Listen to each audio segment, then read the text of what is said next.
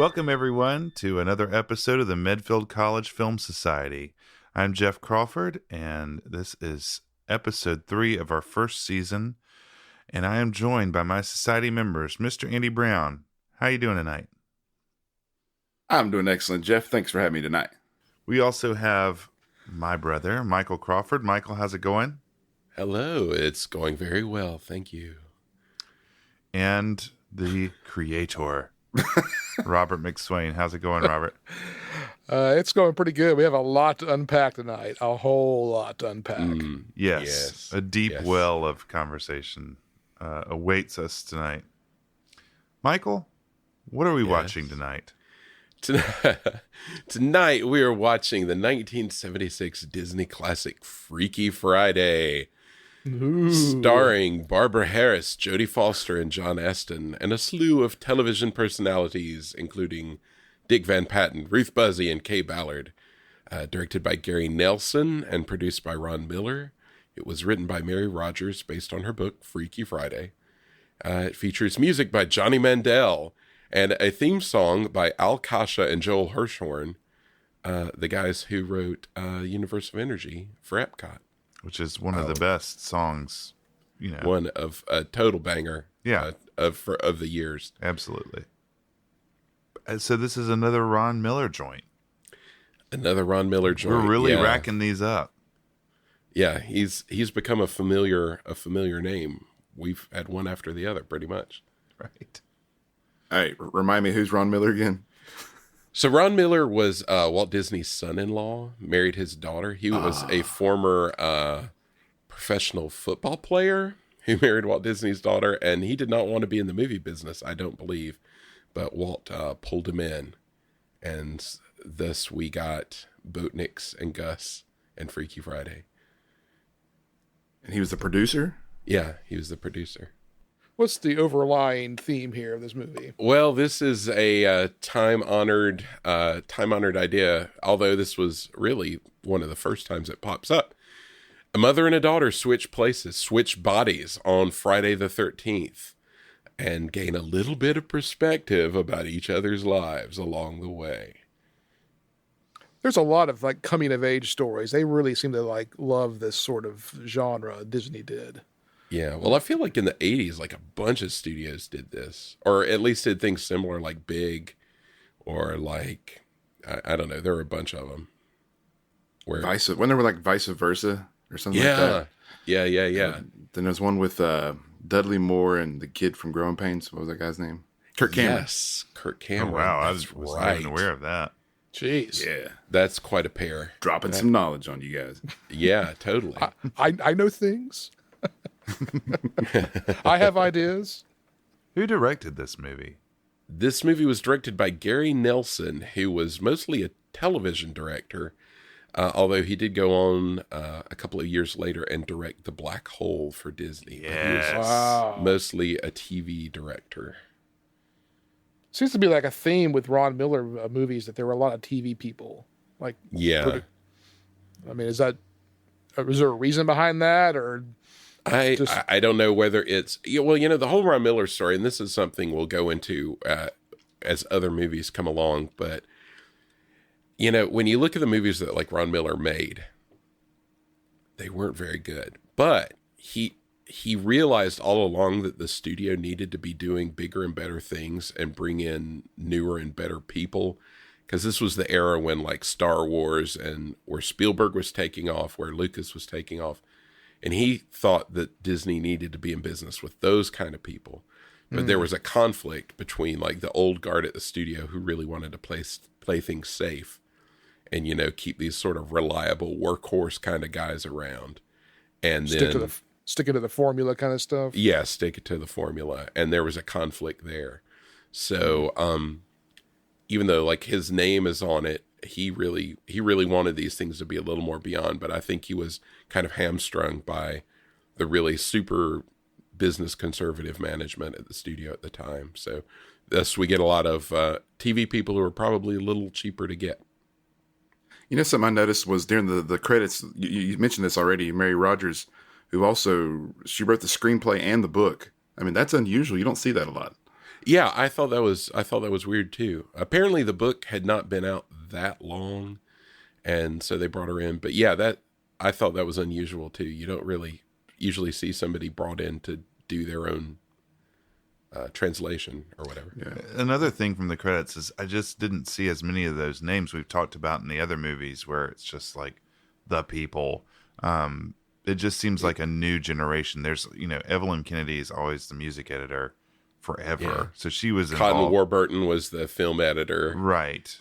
But mostly it's kind of fresh faces from the 60s, 70s people, even though this was also in the 70s. But Yeah, and I mean, this was, I think as the decade went on, people were starting to retire and they were bringing in new people. And they kind of weren't really sure what direction they were going because Hollywood was changing so much.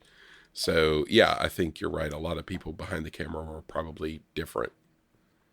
So this is, and in front of the camera, I didn't look at the cast. There weren't that many, repeats, were there, from other movies? Certainly, we've kind of, you see Don Knotts, and oh god, who was the guy's name? It was always in the Don Knotts movies. Oh, Tim Conway. Yeah, Tim Conway's, and it seems like he's in everything back in the 70s. But was this a situation where the cast seemed to be kind of branching out, trying to get some new people in there? Certainly, Jodie Foster's, became a big name, but she wasn't then. Right. Well, she had just become a big name. This is the weirdest thing about this movie is because you think of, like, she started making stuff for Disney in the early 70s and then kind of kept going throughout the decade. But in the meantime, the year that this came out, or the year before, I'm not sure when the shooting took place, she had been in Taxi Driver, which was a huge breakout role for her. Yeah, and then a really sweet, innocent role too. Oh yeah, really. And see, it's so funny to me that, like, back in the 60s, Annette Funicello made a ton of movies for Disney. And then she was in, like, the beach, I can't even think, like, Beach Blanket Bingo, like the sort of, like, Bikini Beach movies. And they stopped casting her at Disney because it was like, all right, now that you're making these bikini movies, you can't be making the Disney movies anymore.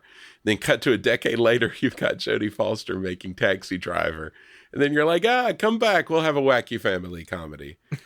So it's super, I can't imagine how weird it must have been for her to go from like that to like these sort of shenanigans, It's really strange. Yeah, definitely. Well, we're going to go to Andy now and see your non-spoiler reaction to this movie. I know some of us had not seen it. I'm putting you in that camp. What'd you think? Yeah, I'd never seen this movie. I had an idea of how it went simply just, I think, from seeing the trailers of the remake. We talked about this before we started recording, but I had just watched Taxi Driver, and so I kind of had that in my mind going into seeing this, and it really kind of painted a different picture for me than I was kind of expecting. But and all these other movies that we've watched, I've been kind of down on them. But guys, I've got to say, I really enjoyed this movie. Nice. It's crazy. I can't explain it. Nice. I cannot explain why I liked it, but this movie had my attention from the moment it started to the moment it ended. I feel And I don't know why. I do not have a good reason for that. We got him. I'm Thanks for listening, everybody. We are closing up shop. We're done. That's it. Forget Absent Minded Professor and all these other, classics. The Freaky Friday is what got me. I don't know. I'm watching this movie, and I'm like, there's scenes in this movie. I'm going, Andy is going to eat this thing up and spit it out. He's going to hate this thing. So it shows what I know. Yeah. There was parts of it. I thought that the pacing was slow, and we'll break down some of these other pieces, but overall, I don't know. I liked it, and to find out all the pieces that I really liked, we'll get. You gotta wait till the end till we break it. Well, down. let's start unpacking this thing. Let's get into this movie.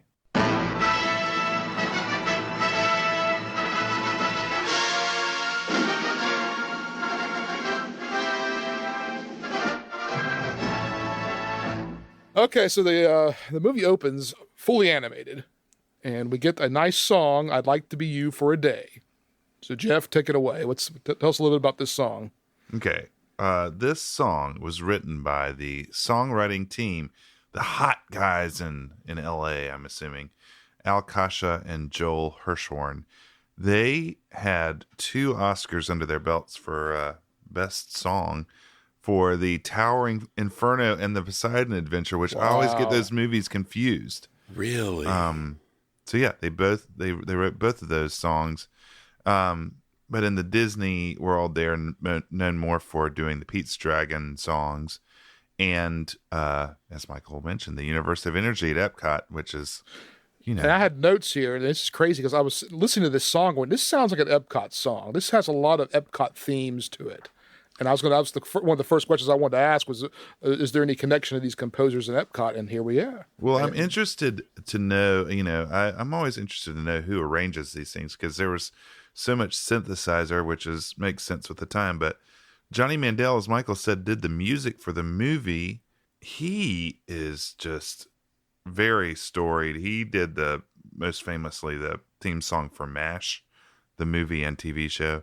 But I mean, he has worked he was born in the 20s. He's still alive. He had a credit in like 2009. So, I mean, he has just worked tirelessly. So I'm curious what his contribution was to this movie, because there's like some synth parts, and then there's some really weird like transistor radio music that plays that's Yes. I want to talk about whenever we get to it. But it's just kind of befuddling what he did. But the song is very much in the Kasha Hirschhorn style. It feels like that song, It's Not Easy, from Pete's Dragon. It feels almost exactly like that song. Yeah. Yeah, it does. That's a good call. Yeah. I just it sounds very 70s. Yes. Oh, yeah. It is very much. I mean, those guys were the hot hand, so they were of their time. So we go to the opening here, and we see a bedroom. It's messy, and we hear inner monologue.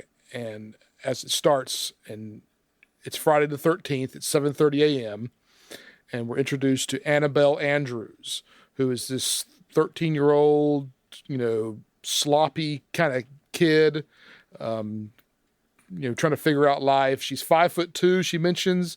She's watching her weight, which was kind of strange. Let's get the full profile. Okay, and real quick, the weight. I mean, I thought that was absurd that they kept talking about the weight, and she's just like a normal-looking person. Yeah. Yeah. And she's talking like about how thing.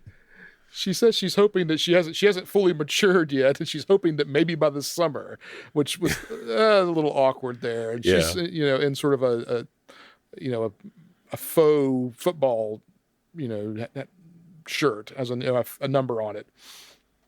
So we're introduced to her brother Ben, who's the exact opposite of Annabelle. He's got this really tidy room. He's folding his shirts, and then we see.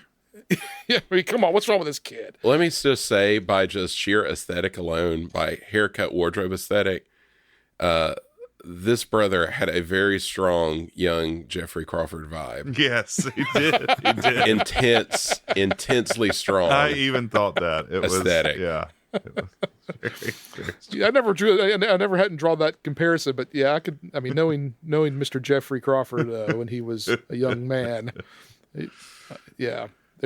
but in his room, I paused the video while I was taking notes, and I happened to glance up, and I believe Jeff saw this as well. He has a Rutland University megaphone on his shelf. Yeah, what's up with that? So odd that, and this is like really digging deep, but their colors are the same as Medfield, which I never knew. It was red. Yeah, it was strange too. But I thought that was funny. Also, on Annabelle's record player, she had it was an Apple record. I couldn't, you couldn't tell what it was, but probably I James the label Taylor, was knowing her. Yeah, probably. Or Mary Hopkin. Yes. So we find out that Annabelle. There's a lot of cuts here. I mean, the whole movie is there's a lot of just jumping back and forth. So we jump back to Annabelle's room, and she's talking, still inner monologuing. She's the captain of the captain of the field hockey team, and Captain of the football team would be even better. Yeah, well, she probably could be. She's pretty well liked amongst her friends and her teammates, and we do some flashback sequences. She's scoring in field hockey and that sort of thing. So we're kind of seeing her going through her life, her day-to-day life in flashback sequences here. So we see a really bad green screen of Annabelle. She talks about how she's really good at skiing, water skiing. So we see some really bad green screen of her performing some water skiing stunts, and it's pretty bad. It's bad, and the water skiing is very bizarre. Like the tricks they're doing. I guess I'm not that knowledgeable in team water skiing events, but it seemed really bizarre to me. Water skiing is a major plot point, and It would is. have been It nice is. if they had done some like practical water skiing to go along with it. I put that in the notes here. Well, first of all, that they're setting up a lot of plot right here in the first 2 minutes. So we're setting up that her dad needed her to be in an aquacade. She's talking about field hockey. And it's going to be, and It's a good and then band name. she's skiing. Yeah, but, So but we're Michael, they introduced- did do some practical water skiing with like a woman that is clearly much more Yeah, with, like, a mature in wig. the ways that Jodie Foster's character Annabelle wanted to be. Yeah, It's then like- they do that. That's true. It's not a good double. I think when they cut to the green screen and she does like a back turn and then spins back around again. It was so bad. But it was. I put this throughout my notes. The 70s, and I just kept thinking that as I was typing out some of these notes, and you'll see the theme kind of pop up throughout the whole reveal here. So we're setting up a lot of plot elements here. Annabelle talks about her father now. She introduces her father. We're still inner monologuing William Bill Andrews, whom she seems to greatly admire and respect. He's kind of a nice guy, a good guy. She really thinks a lot of her father. And he works He's at a the PR most firm beautiful in town. person in the world. Yes, that's what she says. I just liked seeing who the father was. It's Gomez Adams. Yes. It's John Astin, so it was awesome. And I found out he was in Mr. Boogedy, which made me really excited. And I need to just Yes. more Yes, incentive he to does. watch Mr. Boogedy. Yes. So we're introduced to Annabelle's secret crush at this point as she's like pressing her face against the window. And we see this kid named Boris Harris, who Annabelle thinks is a total fox, although he has a nasal spray and this big curly mop top. And It's Jimmy Olsen. Yeah, it's Jimmy Olsen / Dave McFly from Back to the Future. Oh, also that's And true. he right. also Yeah, I looks forgot like about an that. adolescent Bob Dylan. Oh yeah. she alludes to this incident that happened a while ago, and Boris won't have anything to do with her now, which was a little strange. And they clear that up later in the movie, but they just kind of left that hanging. And I'm like, what in the world happened? Like, what did she do? Like, seems kind of strange and maybe dark, but And it clears why up is she later. into him? Why? So Why Boris? The boy And then next door, finally- my friend. finally, right. we're introduced to Ellen Andrews, whom Annabelle acknowledges that they haven't been getting along very well lately. So Ellen, her mom, starts nagging her about eating a normal breakfast, cleaning up her room. Ellen's lecturing her about how childhood is the best time in a person's life. I mean, really? I mean, you guys tell me, was your childhood the best time of your life? I mean, Yep. it's all downhill from there. For some. Yeah. Yeah, for some. So Annabelle says she has a lot of worries and doesn't have time for all this, for a normal breakfast and to do all these things. And she's just, trying to be a kid. So Ellen reminds her that her orthodontist appointment's coming up, and Bill shouts out that the aquacade's coming up too, and then she just jets out of the house. So Ellen and Bill scoff about how Annabelle will forget the orthodontist appointment, and Bill hopes she doesn't forget the aquacade. He keeps mentioning this aquacade over and over again. I think we've had 3 or 4 mentions of it Aquacade. made. That's a great name. I love that. It's really good. I am Don't Aquacade. don't And I think I forget put in the notes here aquacade. that don't forget the aquacade. I put what is that anyway? What is an aquacade? I've never heard that term before, but I just love that his like whole big business plan centers on like his daughter's friends water skiing around. Like, oh well, now that we've seen that, sold. So yeah, we should specify that he's trying to finalize a real estate deal and to fully show the potential of this. He is putting on an aquacade, and well, we'll get to the Aqua rest of it. K. Yeah. So Bill's practicing his speech at this point, and he's walking around the house talking about what he's going to deliver to his client about this big marina they're trying to build. So Ellen tries to interject, and Bill sort of cuts her off and kind of gives her this whole women need to be seen, not heard talk, which was really kind of really rough. Uncomfortable. Just show up looking beautiful as usual. Yeah, I have that in my notes too. And yeah, this is the beginning of his demise. I just could not stand this guy. And the fact that Annabelle like looks up to him, I just like do not get it. Yeah, he's pretty cruddy. He's terrible. And then Ellen turns, or after he kind of like talks down to her a little bit, she turns and sparks up a cigarette. So a big long Parliament menthol. or something. A Virginia Slim. Yeah. Now, let me ask you this: is there a lot of smoking in Disney films, or is this like a rare instance? I mean, it's a '70s thing. I mean, I think there was some smoking in other movies. I recall. Hey, the animated Pretty- characters just used curious. to smoke. That's right. That's yeah. true. Well, there's a whole That's right. Pretty rare though. Like my one memory of this movie, I didn't remember much about this movie at all.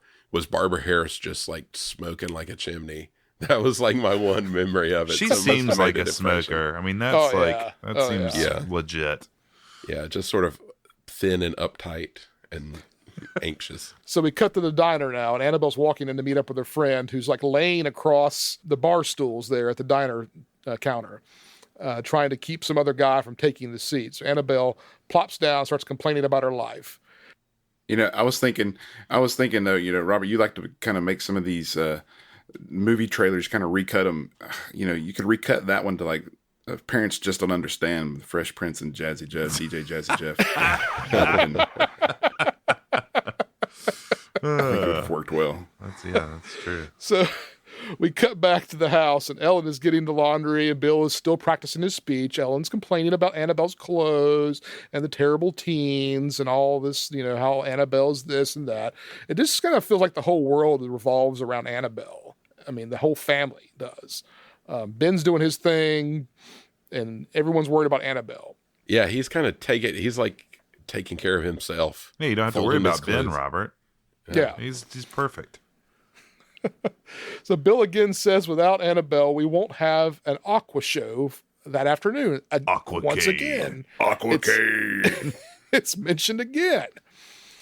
So it seems like this aqua show or aquacade is really important. Like I said, they keep mentioning it here. I think old So Bill Ellen- has some problems with anxiety and, narcissism for sure. Yeah. Yes. So Ellen mentions that she has a conference at school to talk about Annabelle and her lack of progress. Bill is up to his neck in work and can't be bothered with the kids, problems. Men are working, women are dealing with the kid problems. Just So show up and look beautiful. That's just it. show up and look beautiful. Pretty easy. I got work to do. We cut back to the diner, and it's just back and forth. And they're setting this up. I thought this whole sequence was fine. I kind of liked how they did this, just doing the contrasts between the two worlds right now. So Annabelle's at the diner. She's complaining about her mom. Her mom won't let her go to Hillary's because all they'll do is kissing games. So, Yeah. I thought that was well, weird. what's wrong with that? I mean, it could be a lot worse, let me tell you. So, also, she wants to get her hair cut, and the last time they cut it too short. So Annabelle complains about her fight with her mom and about how it's her image and her life choices and this and that. It's typical teenage angst. It's, But they cut it really fast. They're like cutting it like they're having a conversation with each other, even though they're like monologuing independently. But it's like they're like, each one's like saying their part of the argument that they had, and it's cutting back and forth like a conversation. And it just kind of gets like faster and faster, like cutting back and forth. So it's like they're kind of converging. Yeah. So then we're immediately back to the kitchen, and we see Ellen making the same complaints to Bill about the fight they had, and it's more from Ellen's point of view. And then immediately we cut back to the diner, and Annabelle's complaining to the guy next to her now. She's given up on her friend Virginia, who's sitting on her right, and now she's talking to the gentleman next to her. There's sort of this awkward thing in the earlier cut that he has a cigarette sitting in an ashtray right in front of her, and they did like a specific shot to show Annabelle grabbing the ashtray and sliding it out of her way, just to sort of say, "I'm not interested in smoking. I don't want to smoke." It seemed kind of strange that they were setting that up, but hey, whatever. So Annabelle's complaining to the guy next to her and how her mom made her do this and that, and she just wants, what she wants, and she's just, she's trying to live her life. And then immediately we cut back to the kitchen again, and Ellen's saying that she has lots of responsibilities, and Annabelle doesn't notice it and doesn't get it.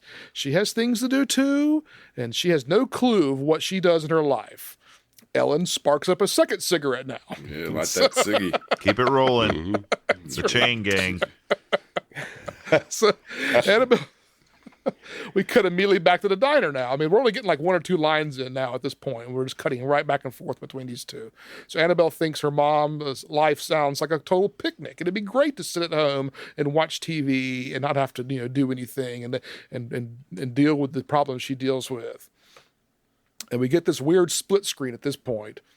And Annabelle and Ellen are both looking off, and they say in unison, "I wish I could switch places with her just for one day." Then we get this weird dramatic music, a freeze frame, and this weird masking effect where like it starts like flashing green and red with these like silhouettes. And then we see this ghosting effect, and they both swap places. So And the sound effect too. Don't forget that. Yeah. That is, the sound sweet. effect is, and we'll get to that. It comes back 2 more times in the movie. That's freaky. So, it's because it is Freaky Friday, the 13th. Yeah, as a parent though, I was kind of bothered by Ellen. I felt like she was being pretty selfish at this point. I just didn't think that she was. I mean, I get that she's got problems, like real actual problems, but she was really complaining a lot about her own kid. I don't know. I just thought that was kind of selfish. And we'll get to that. Yeah, I mean, I feel that way too. And there's a whole scene, like it feels like everybody hears her complain, but we'll get to that in a minute. There's another character that we're going to introduce here really quickly. She's a doozy. So Annabelle and Ellen are now have switched, and we see Ellen's in the kitchen and she's gagging on a cigarette because Annabelle's in her body now. So from here on out, when we refer to Annabelle, we're talking about Ellen's body, and when we talk about Ellen, she's possessing Ellen's body. Yeah. So just to make sure we're clear now. So from here on out, when I refer to Ellen, we got Jodie Foster. Yeah. And then we talk about Annabelle, we have Barbara Harris now. So Annabelle says something's really freaky here, and Bill is kind of barely noticing. He sort of looks up from his work and is like, "Hey, everything all right?" And just whatever, big deal. Well, And she we hear- drops a bunch of like dishes, like Yeah. a bunch of glasses on the floor, and he's like, "Hey, what's going on?" Not my sphere. Not my problem. Hey, can you get Annabelle back for the Aquacade, please? Yeah, Aquacade. Gotta have this Aquacade. So we hear in her monologue, and Annabelle is sorting out what's going on, and she's kind of looking at her mom's body, and it's kind of creepy and uncomfortable. That was weird. Really Yeah. creepy. Yeah. Like enumerating her mom's parts as she like checks them out. It was funny, like in Big, because when he wakes up and he's a grown man now, and first thing he does is look in his pants with Tom Hanks, and I thought that plays, but this doesn't play here. This is just kind of weird and uncomfortable. So we hear inner monologue, Annabelle sort of sorting us all out, and then we cut to the diner, and Ellen is coming to terms with the fact that she's at a diner eating ice cream for breakfast. And she calls Annabelle the junk food junkie. Junk food junkie. Now, let me just say, I was confused. Annabelle didn't want to eat breakfast because she was worried that she was going to, quote, grow up and be a blimp. But then she goes and eats like an ice cream sundae for breakfast. What's up, Annabelle? Yeah, come on, Annabelle. Get with the program here. Don't be a junk food junkie. Don't fat shame. But yeah, I mean, it takes them forever to realize what's happened. It's like they're like, what's going on? Why do I have a cigarette in my mouth? Why do I have my mom's body? What's going on? Yeah, there's a lot of cuts here back and forth as they're sort of doing this. It's like, I'm looking at mom's hand. wait a minute, I'm like, look in a mirror. Oh my gosh, I'm in Annabelle's body. It's like it wasn't a familiar concept at the time. So they had to like really explain what was going on. So we cut back to the kitchen now, and Annabelle's excited to be in her mom's body. She's screaming and saying this is great, and Bill is still unfazed. Like Annabelle's having this episode in the kitchen, and he's just kind of like, whatever, business as usual here. And so Ellen calls Bill from the diner, and is struggling to get the words out. Like she's trying, she doesn't know what to say. She's still kind of confused. Bill doesn't have time to talk to her, and Ellen tells him to button up and listen, which I thought, which kind of gets his attention. And Bill gets angry at his daughter for talking to him like this. And Ellen at the diner asks how Annabelle at home is doing, but Bill doesn't see anything strange. His wife is just screaming and dropping a bunch of dishes and yelling and screaming in the kitchen, and the daughter is calling him with weird questions. And Bill just is like, no, everything's fine.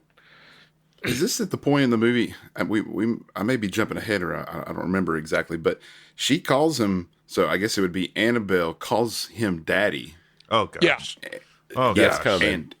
That's coming up. Okay. Yeah. Well, You he does can't it. She does shake it it. several times, but she does it here, and he goes, "Well, you don't call me Daddy. That's No, that's No, not what he said. she's- Oh, He said, okay, I'm sorry. "You've never called me daddy before," and smiles. It's And so smiles. disturbing. Oh, it's Yes. so bad. It's Yeah. so bad. makes me It's so Gomez upset. Adams' smile. It's like creepy. So Ellen pleads with him on the phone to go check on Annabelle in Ellen's body, and she's dancing in front of the mirror listening to a handheld radio. And that's like the best. She's listening to that music on the radio, and it's that transistor radio music, which is such a trope of that era. It's like, was there I don't know ever why really Disney music does this. like that? Yeah, that's what I always wondered. It's like so weird. Because they do it in every Disney movie when there's like kids doing kid Shaggy things. DA, that's like, it's all over that Totally. one. Yeah. Totally. And my question is, was there music like that going on? Or was this like, you know how the kids are? Right. That's kind of what it sounds like. Exactly. So Bill asks Annabelle if she's doing all right, and she says, she's fine." And then Ellen asks, "How's Annabelle doing?" And Annabelle throws all this stuff that her mom had told her earlier in the morning about childhood being the best time of a person's life, at her, in her face, with Bill sort of being the intermediary here while he's on the phone. And she says, "Good luck with the typing test today and the field hockey game." And then we cut to the diner now. Can I just say, it's really weird to me how they just kind of roll with it. Like, they're not like, let's go home immediately and see what is going on. Right. And like, Annabelle has like some like cognitive issue because her response is to go dance in front of the mirror with her transistor radio and blow bubble gum. Oh, she's loving it. She's loving it. Yeah, she is, but it's a little freaky. It's right in the title. It's I'd freaky. be a little Yeah, I mean, freaked they- out. Well, I was thinking the same thing. Like, Ellen would have, as an adult, would have said, "I am not about to go to school here. No. I need to go sort this out. I need to go home." But the Aquacade, guys. they have the Aquacade, so. stakes the are high. appeal of typing tests was too much for her. So Ellen's at the diner. She's come to grips now with what's happened. She's talked to Bill.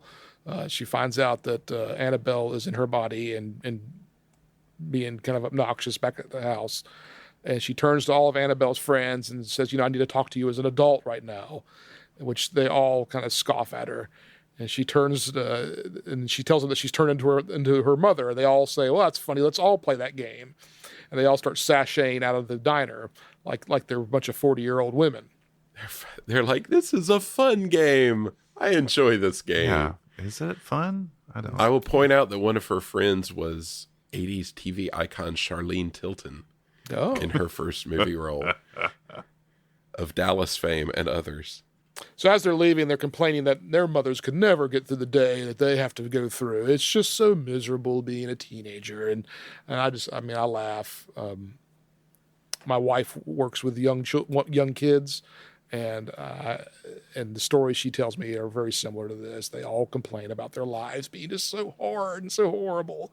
So it's it kind of struck a chord with me. This part did. I kind of She's setting herself up for a Freaky Friday. Yeah, she's really it's coming. So we immediately cut back to the house. And Annabelle's getting Ben ready for school and is telling him that she's not going to cook breakfast for him and to eat the sugar-coated Snappy Crackles. And I noticed that there's on the front of the box, there's a Nancy Drew and Hardy Boys book offer, which seemed like a really because again, I'm freeze framing so much here, and so I kind of glance up and see this, and I'm like, well, it just seemed like a strange thing for the props guys to include that much detail for a made up cereal to have that on it. That is weird. Yeah, so it almost makes me wonder if maybe they grabbed an actual cereal box and just painted over the logo and put whatever it was, the Snappy Crackles. Sugar-coated Snappy Crackles on it, and it was really a box of Cocoa Puffs or something like that. But she gives Ben this giant spoon and a bowl, and he starts wolfing down her Snappy Crackles. So then Ben gives her this awkward hug as he leaves for school, and luckily Bill sort of just waves at her, and we avoid the awkwardness of him kissing his wife goodbye, so we don't have to deal with that uncomfortableness. So, But again, I'm like, does Annabelle have any impulse control? Because they go out and she starts skateboarding. Yeah, so that's it's like just she was take it acting down a drunk. notch, Annabelle. That's what I thought. I thought she was just acting drunk. Yeah, there was one line she had. I can't remember what it was when she's in the kitchen, where she's just like, "Far out, man." It sounded like she was like blitzed out of her mind, just like, "Yeah, crazy, man."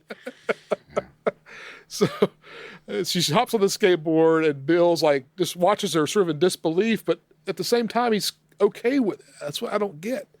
And then he starts giving her this long list of things she needs to do before the big aquacade that afternoon. And he says, you got this. Don't worry about it. You do your job, and I'll do mine. Ugh. Here we go again. And I cringed at that again. So, but women be skateboarding. Huh? Women be skateboarding. That's right. I love that one of the things he does. One of the things he asks for is his dress shirt with the ruffles down the front. Yeah, that's I'm right. like, oh, now you're talking. Yes. So Ellen is with Annabelle's friends. They're getting on a city bus to go to school, which seems a little odd, but maybe it's a 70s thing again. I don't know, but it's a city Ellen thing. complains. Yeah.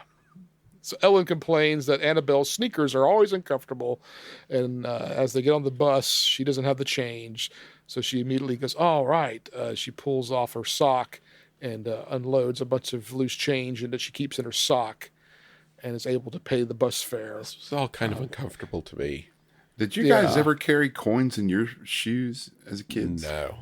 I remember that being a thing, though. I witnessed that. Really?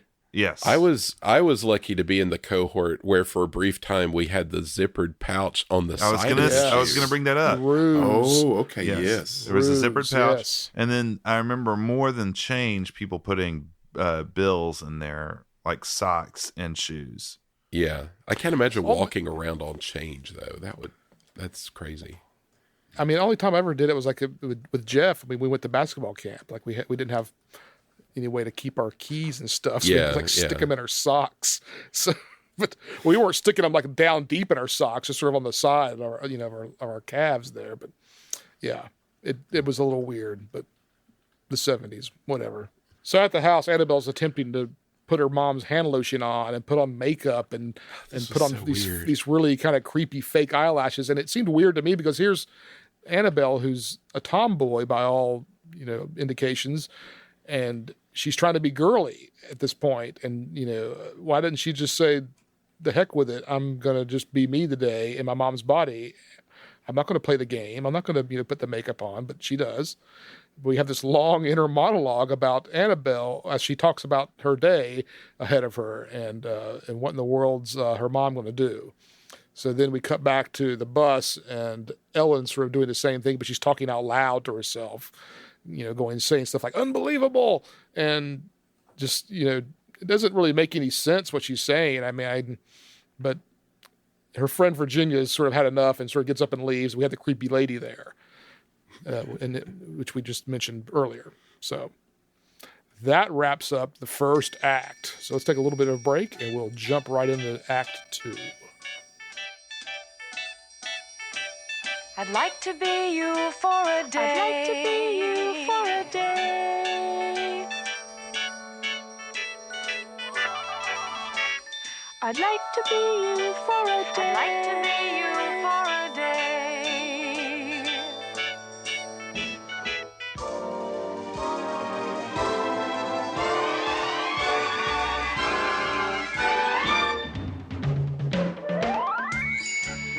All right, Act 2, here we go. At the house, Annabelle's attempting the laundry, and she's stuffing as much as she can into the washing machine as Max, the dog, or Hamburger Face, or whatever she called him, is watching. she dumps like at least a third of a box of soap into the washing machine. And again, in my notes, I have, does Annabelle have brain damage? I mean, this is insane. I know this is like bits of business of like kids are dumb, but it's crazy.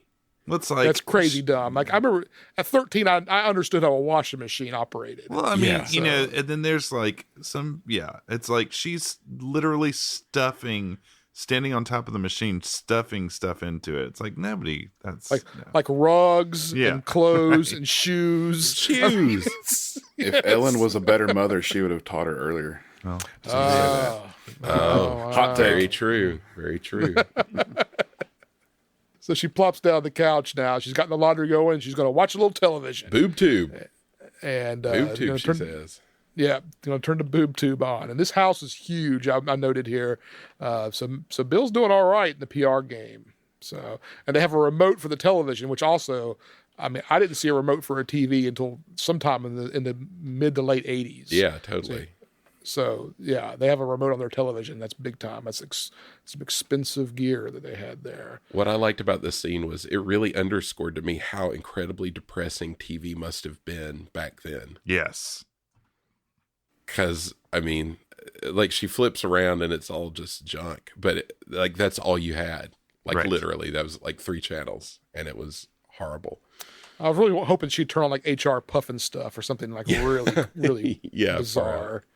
But anyway, so the washing machine starts going nuts as you would expect, and she jumps up and runs in to check on the washing machine. The phone starts ringing, and there's some really weird wallpaper in the kitchen. I noticed that she's running by, like it's completely like it looked like it's something in a kid's room.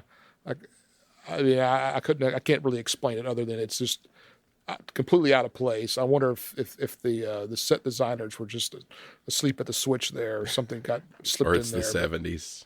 Or it's just the 70s. As I have in my notes, the 70s look awful. Yes. It just looks like it would have been a miserable, miserable time.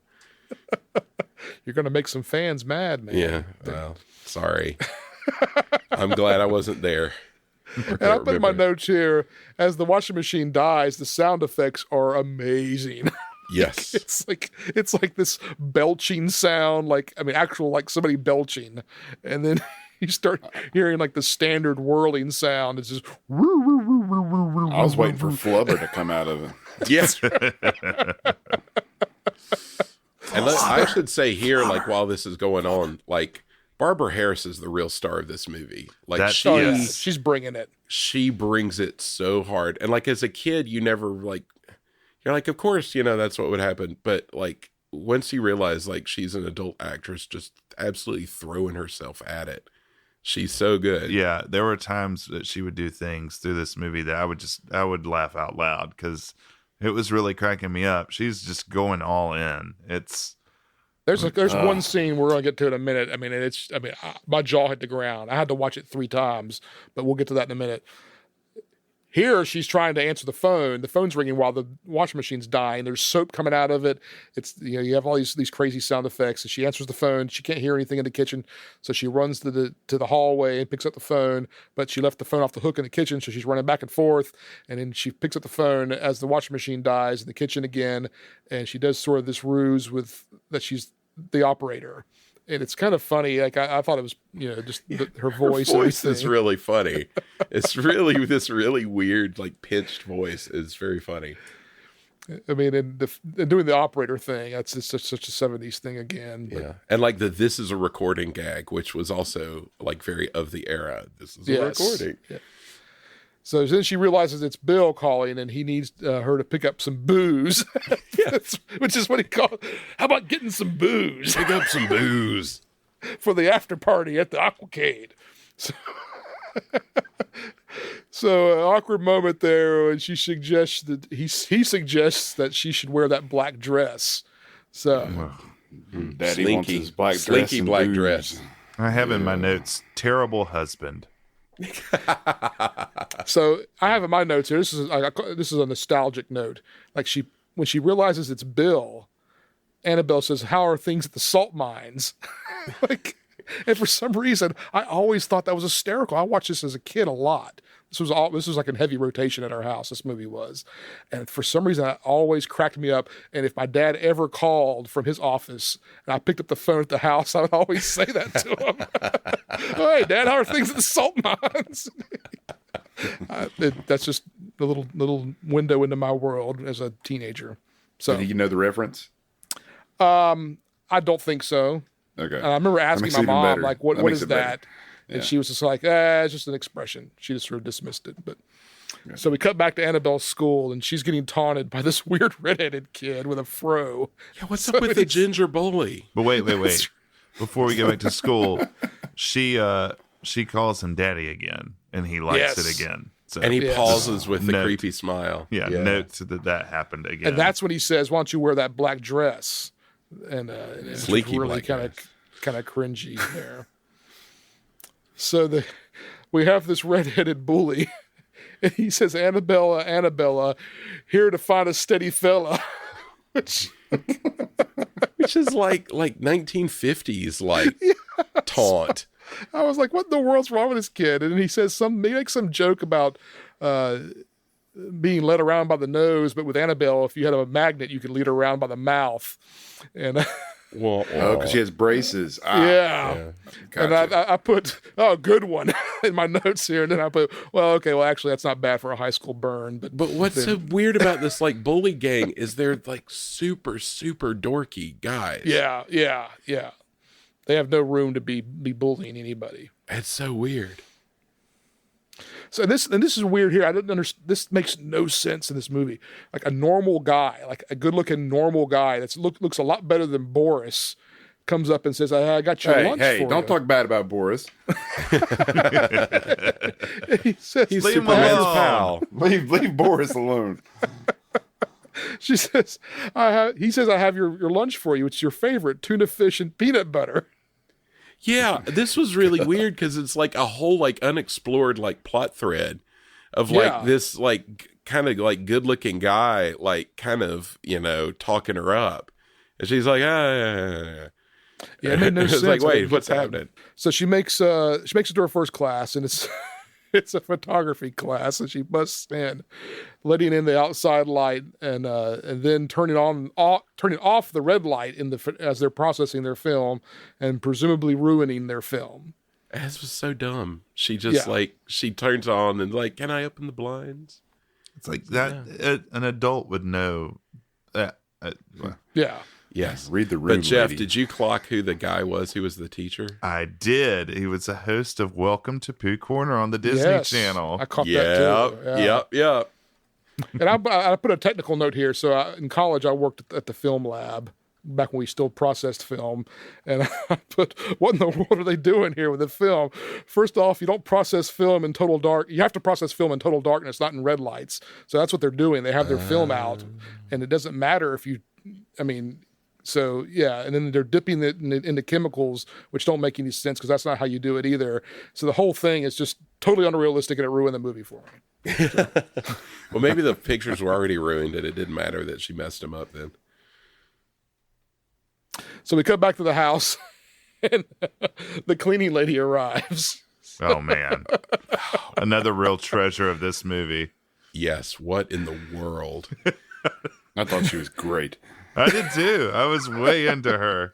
Yeah. Yeah, totally. And again, Jeff, we have rock and roll music blaring with no lyrics. It's just same thing. generic. Right. Yeah.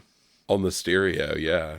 And she's doing some weird, Annabelle's doing some weird, like, bicycle she's like lying on the floor, kicking her legs up in the air, like jazzercise kind of. I don't know what she's doing, but she's in the black dress, the slinky black dress, which looks like she's going to a funeral instead of like, it's so weird that like the sexy dress looks like a funeral dress. So Mrs. Schmaus is complaining because she's like going through the house and like saying, I don't do this, I don't do that. And then like she's doing laundry and Mrs. Schmaus makes some sort of rip about, oh, you're doing laundry. That's a first, you know, it's sort of like putting her boss down and like saying, I don't pick up pig pens and point at Annabelle's room. And they're making two things I never do. Yeah. It's like nobody would ever maintain their job. I mean, it's just... She's like, I can't remember what her first rule is, but it's like, I won't be a maid. I'm like, yeah, but that's what you do. Right. No, she's like, I won't clean up a mess. Oh, yeah. Clean up a mess. Okay. But still, it's like, yeah. So we cut back to the school, and the shot is of this big analog clock as the teacher's flipping the switch to turn on the timer, which I thought was really cool. I've never seen anything like that before, but again, it had to be a 70s thing.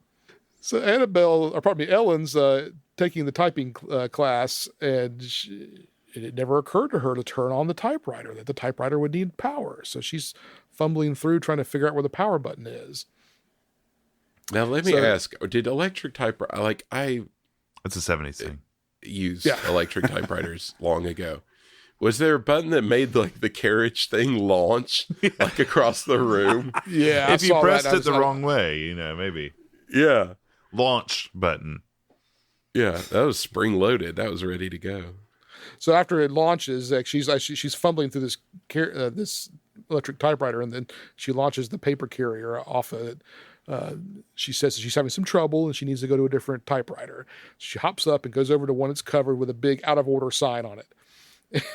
It's like, pay attention. Yeah. She takes the cover off of it and then realizes it's not this time it's not plugged in, and she looks down and it's like this comically overloaded outlet, like with like 20 plugs in it going into two. So the 70s, man. Yeah, man. The 70s. Am I right? Then when she turns the typewriter on, the outlet blows, but not just the outlet. All the typewriters start blowing. You see like this pyro going off all through the shot of every typewriter blowing up in everyone's faces. So, and you have this like really kind of bad electrical Foley sound of that you would, you know, attribute to an electrical disaster. They should have never electrified the typewriter. Spoiling them. So at the home, Mrs. Schmaus is the cleaning lady. She's there being her pleasant self. You know, she says, that's the doorbell rings, and you hear Mrs. Schmaus yell, and that's another thing I don't do. I don't answer doorbells. She's the worst. She's like a Pixar character come to life in a movie.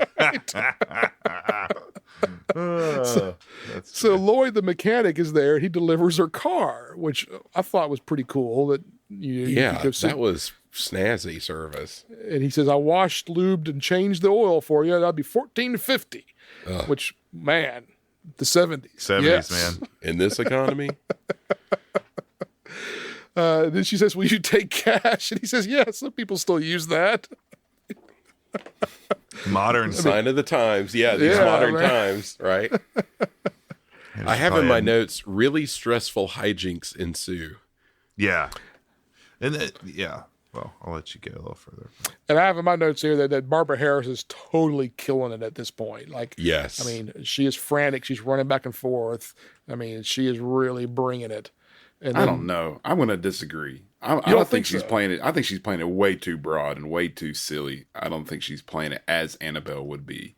And so I just thought I thought it was just overacting, in my opinion. Interesting. Okay. Yeah, so well, that's why I keep just wondering, is like Annabelle insane? Because like the way she portrays her is like totally deranged, you know? Right. It's very different than the Annabelle that we see at the very beginning before they switch. I always took it that she's trying to be an adult. She's trying to act different. She's not acting like Annabelle. She's trying to act like she thinks her mom would act in these situations. So that's why I can see that. there's the shift in the personalities. So, but I liked it. It's like one of the few things I liked. You would. so the Aztec carpet cleaners arrive, which Which is great. that's Yeah. what a great name. And they say they clean their carpets. He's like, it's Friday. We're here to clean your carpets. Yeah. They get their carpets cleaned every Friday. Yeah, I wondered Balling that out. too. Bill, man, he's Bill. raking it in, man. I'm Well, telling but you. isn't she doing her job and he's doing his? You know. Yes. Oh, that's good. So as the carpet cleaners are coming in, Mrs. Schmaus is still like barging around in the background, and she's not like doing anything. She's like just carrying stuff around. Yeah, I don't know what she was ever. She's just got like that mop that she carries around. I don't know what That's she's one thing I wearing. don't do. I don't mop. And she walks around with a mop. And she's wearing like these like bedroom slippers, like these big purple fluffy things on her feet. I couldn't figure out what was going on there either. So the neighbors arrives and she needs a hairdryer. So all this is happening just bang, bang, bang, bang, bang. It was one after another. Like all this is starting to like pour down on top of Annabelle. This whole like scene of things gave me a real Mr. Mom vibe where he's like trying to totally. juggle all the needs of a housewife and he's like really out of his element. So as the neighbor walks in asking about the hairdryer, Mrs. Schmaus goes barging through the scene again, yelling, "That kid'll be on dope before you know it." That was my favorite. That was my favorite too. Something else I don't do. I don't do dope. But she does a lot of drinking though. Yeah. Oh, yeah. Whoa. As we find out. And then Al from Happy Days arrives and he's got the drapes. Yeah, the Draper Man. It was like, That's exactly what I Al, wrote. what's up? Yeah. I went and looked it up and like he's only like in 3 or 4 movies, this being one of them. Like I would have figured Weird. he would have popped up in, a half a dozen or a dozen more movies, but this is pretty much it. This and he did a bunch of television. But so then we have Mrs. Schmaus comes barging through once again and complaining about that she's been accused of stealing the liquor out of the liquor cabinet. Mm-hmm. And she tries to throw Annabelle under the bus and saying it was probably your no good rotten daughter that was stealing the booze. So that comes back later, a little subplot there. And we kind of wrap that up nicely in the third act. So the grocery boy arrives now. So now we have a house full of we have a repairman, we have the mechanics, we have the cleaning ladies there, we have the floor guys, we have the neighbor, and Annabelle, Al, the Draper guy. Al, the draper guy. When the grocery boy is wearing a bow tie, which I really Yes. like. The 70s, man. So at this point, as Mrs. Schmaus is still yelling about just complaining, Annabelle fires Mrs. Schmaus. I mean, who was clearly asking for it anyway, and then she like begs her to stay and finish the house before she's fired. But I love how she says you're fired. She says it in this really crazy, it's like, you're fired. This really like crazy kind of way. It's like she's so offended by like what she said. It's so good. So we cut back now at this point to the school, and Ellen is on the marching field with the marching band, and we're introduced to the band director. What's that guy's problem? What's going on there? I Okay, don't know. so boy. I was real excited to see this guy. This guy's another that guy. I had no idea what his name was. It's Fritz Feld. But he is in a bunch of movies. He's in Herbie Goes Bananas. His thing is, in every movie I've ever seen him in, he does this thing, and he does it to Annabelle here, where he turns and he does this like pop thing with his hand on his mouth. Yes, This that was really so weird thing. Signature He does move. that in every movie. I Yeah. don't know why. I don't know why that was his thing. Must but be it like a was. stand-up comedian or something with it. That's like something he does. I don't know. Yeah, Must I be, didn't- because I was like, I know this guy. And I was like, is he going to pop his mouth? And he did. I couldn't believe it. And then I put here in my notes, why in the world is the marching band practicing in full uniforms? So as an accomplished marching band musician myself, as a drum major in high school, we never marched in our full uniforms. It was totally unrealistic and it ruined it for me. So, Second time it's ruined the movie for you. second time, my film career and my marching band career both have ruined this movie for me. Totally unrealistic. So Virginia, her friend, warns Ellen that Mr. McGurk is coming up. So, Mr. McGurk. did we even get introduced to Mr. McGurk? Okay, well, yes, because they did that thing which drives me crazy in movies where, like, so, she is in somebody else's body and they're like, Mr. McGurk, who's that? And they're like, Annabelle, it's the blah, blah, like the teacher. And it's Yes. like, I hate that thing. It drives me crazy because it's like, that would never Exposition kind of happen stuff. in Yeah. real life. Right. So yeah, she says he's the dreaded English teacher and his term paper's due today. So also I put in my notes, their marching technique is really bad. It's annoying me. So, Hey, my that word. ruined the movie for me. Yeah, I noticed that too. And again, she just goes like wandering off into like, it's like Animal House at the end when like That's they turn right. into the band and like march down the alleyway. She's just kind of wandering around. but I did put in my notes here that it was pretty cool seeing those marching bell lyres that she's carrying. I hadn't seen one of those in a long time. Mm-hmm. Yeah. So, and then she's fumbling around. That's when the director runs up to her, and he like runs up, and it's like this weird, like he's doing like these long strides. Yeah, but he's kind of like bending his knees as he runs. It's really weird. I noticed that too. I mean, I don't want to get too marching band nerdy, but that's how you would get I from think like a long too late.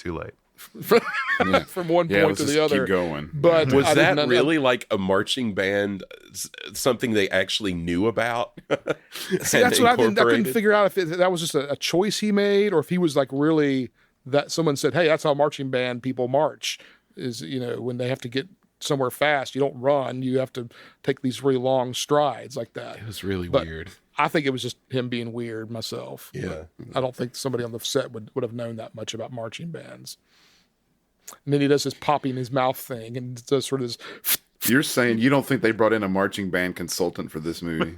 They blew it all on the Aquacade consultant. Yeah. I mean, they've got the water ski consultant. So surely they got a marching band consultant.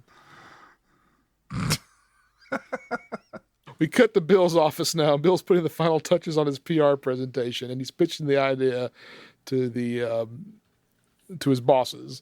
And he's saying that he wants to put everybody on a raft in the middle of the marina, which, whatever. I guess okay. So Is this when we see Dick Van Patten? I was going to yes. say. So this is Dick when Dick Van Van Patten. Patten comes up here.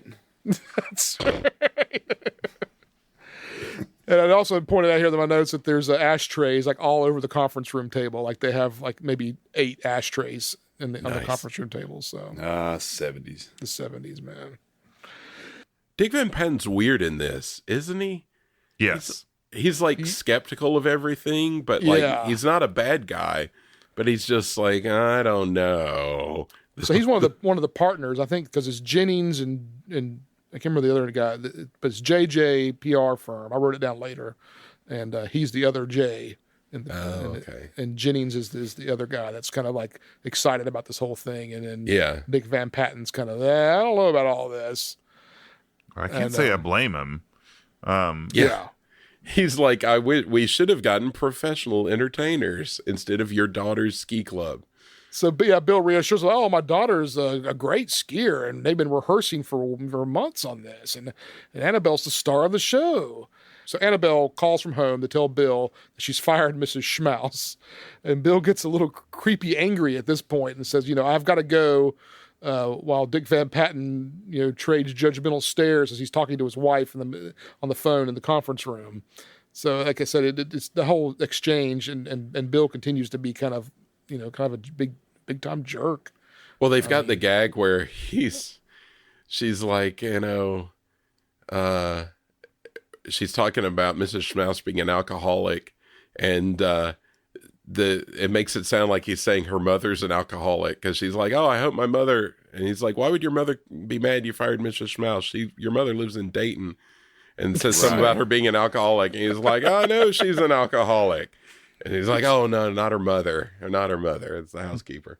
So we cut back to the house now, and Annabelle's attempting to iron Bill's shirt with the big ruffled shirt, and she's like spraying starch all over it and ironing it, and then she picks it up and it's just sort of this big sight gag. It's just like a big piece of cardboard now. So frustrated. Is this when she says like, "What a morning! I'm bored," which that line cracked me up. So I put here that we see that finally we're seeing some realization starting to happen now that Annabelle's going, man, my mom's got it harder than I thought. And she's like, I haven't even had time to have breakfast yet. I've been going nonstop. And then she starts complaining about being bored and lonely. So Annabelle decides to call up Boris from across the street. That's a sentence that should never go into, and she kind of decides to call Boris. And then I put in the movie, in my notes here, and now the movie takes a strange turn. Strange is very polite. Not for Boris. So I also put that Boris doesn't, like, she's talking to him on the phone. He doesn't want to come over because he's afraid Annabelle's going to be there.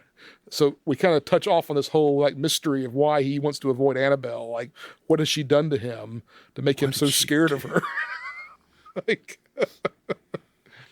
so he comes over and Annabelle changes into a new outfit now in an effort to try to impress Boris, which is, man.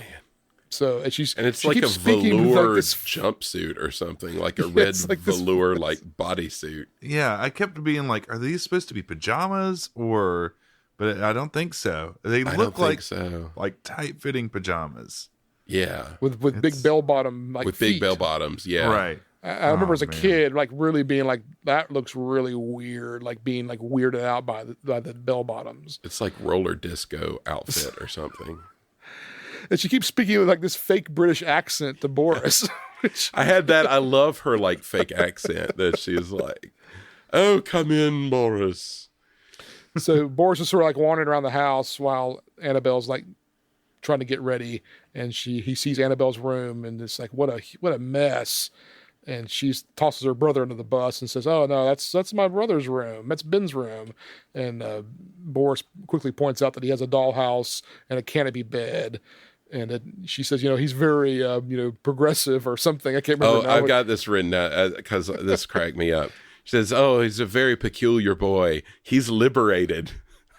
That's right. Which cracked me up. He likes Rutland. Yeah, Rutland fan. Those Rutland fans. So then she convinces Boris just to hang out with her, and then I put my notes again, and we keep getting creepy here. So, gosh, yeah. We cut immediately now, and Ellen is is in her history class, and she's totally killing it now.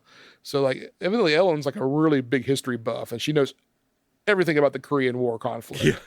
And she's just like, she's got opinions about the Korean War for sure.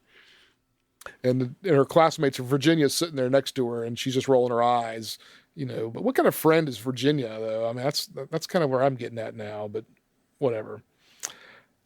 Trifling. So outside the house now, we're with Boris and Annabelle, and Annabelle's like talking to him about. Back up here. So yeah, they're hanging out in the neighborhood now, outside the house, and they're in front of this 1960s International pickup truck. And that just stood out to me. I was like, what? I've never seen a truck like that before.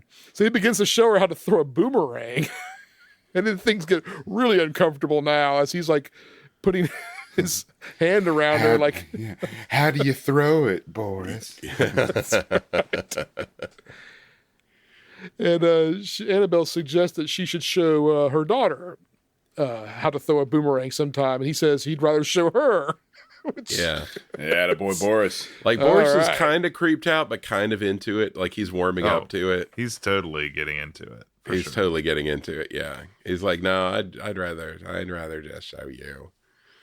So Annabelle quickly deflects his advances now and says that her daughter's changed from the time when she cut his head open with a tin shovel on the playground 5 years ago.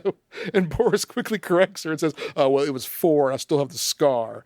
So we finally figure out why Boris is scared of her, and rightly so. I think if the origin story. Yeah, we have the origin story now of Boris's fears of Annabelle. I don't know why they just didn't bring that up at the beginning, but I guess they kind of made it as a... Hey, man, it had you hooked. Yeah, it did. It's true. So Boris continues to reject Annabelle's attempts to talk about her daughter, and out of frustration, she slings the boomerang, and it goes sailing through a window across the street. It's a hairdryer lady's window. Yeah. Mm-hmm. So cut back to the school now, and Ellen's continuing to annoy her fellow classmates with her knowledge of the Korean War conflict. The boys in the class toss a paper airplane at her with a note telling her to clam up and sit down. And it was signed The Phantom, which I love. I didn't see that. So this should happen more often. I need to assume The Phantom and write some notes to people. But she saw them throw it, didn't she? I mean, yes. It's not like. And then they do like the most obvious like book drop ever. Yeah, so I put that in my notes here that they saw the drop their books at the same time, which I don't get it. What's that supposed to accomplish? That's total hackery. Yeah. 70s, man. 70s. Then the bell rings and Virginia is annoyed. She just storms out, and the boys immediately sneak off, and we hear one of them say, "I got an idea." So then, as Ellen is walking out, they've managed to find a bucket like in 30 seconds, filled with paper, and throw it on Annabelle or throw it on Ellen. Pardon me. So I don't know where they got this like bucket of confetti. I guess maybe they had a bucket lying around. They're waiting just to use it someday. Just in case. 70s, man. Rip Taylor was around. That's right. The old Rip Taylor move. He was there speaking to the school that day. So at the house now, Annabelle and Boris are still out strolling around the neighborhood. And she suggests that they should hang out again sometime. Boris says that most grown-ups don't want, and she says, "Why don't you come by and play Monopoly or a board game?"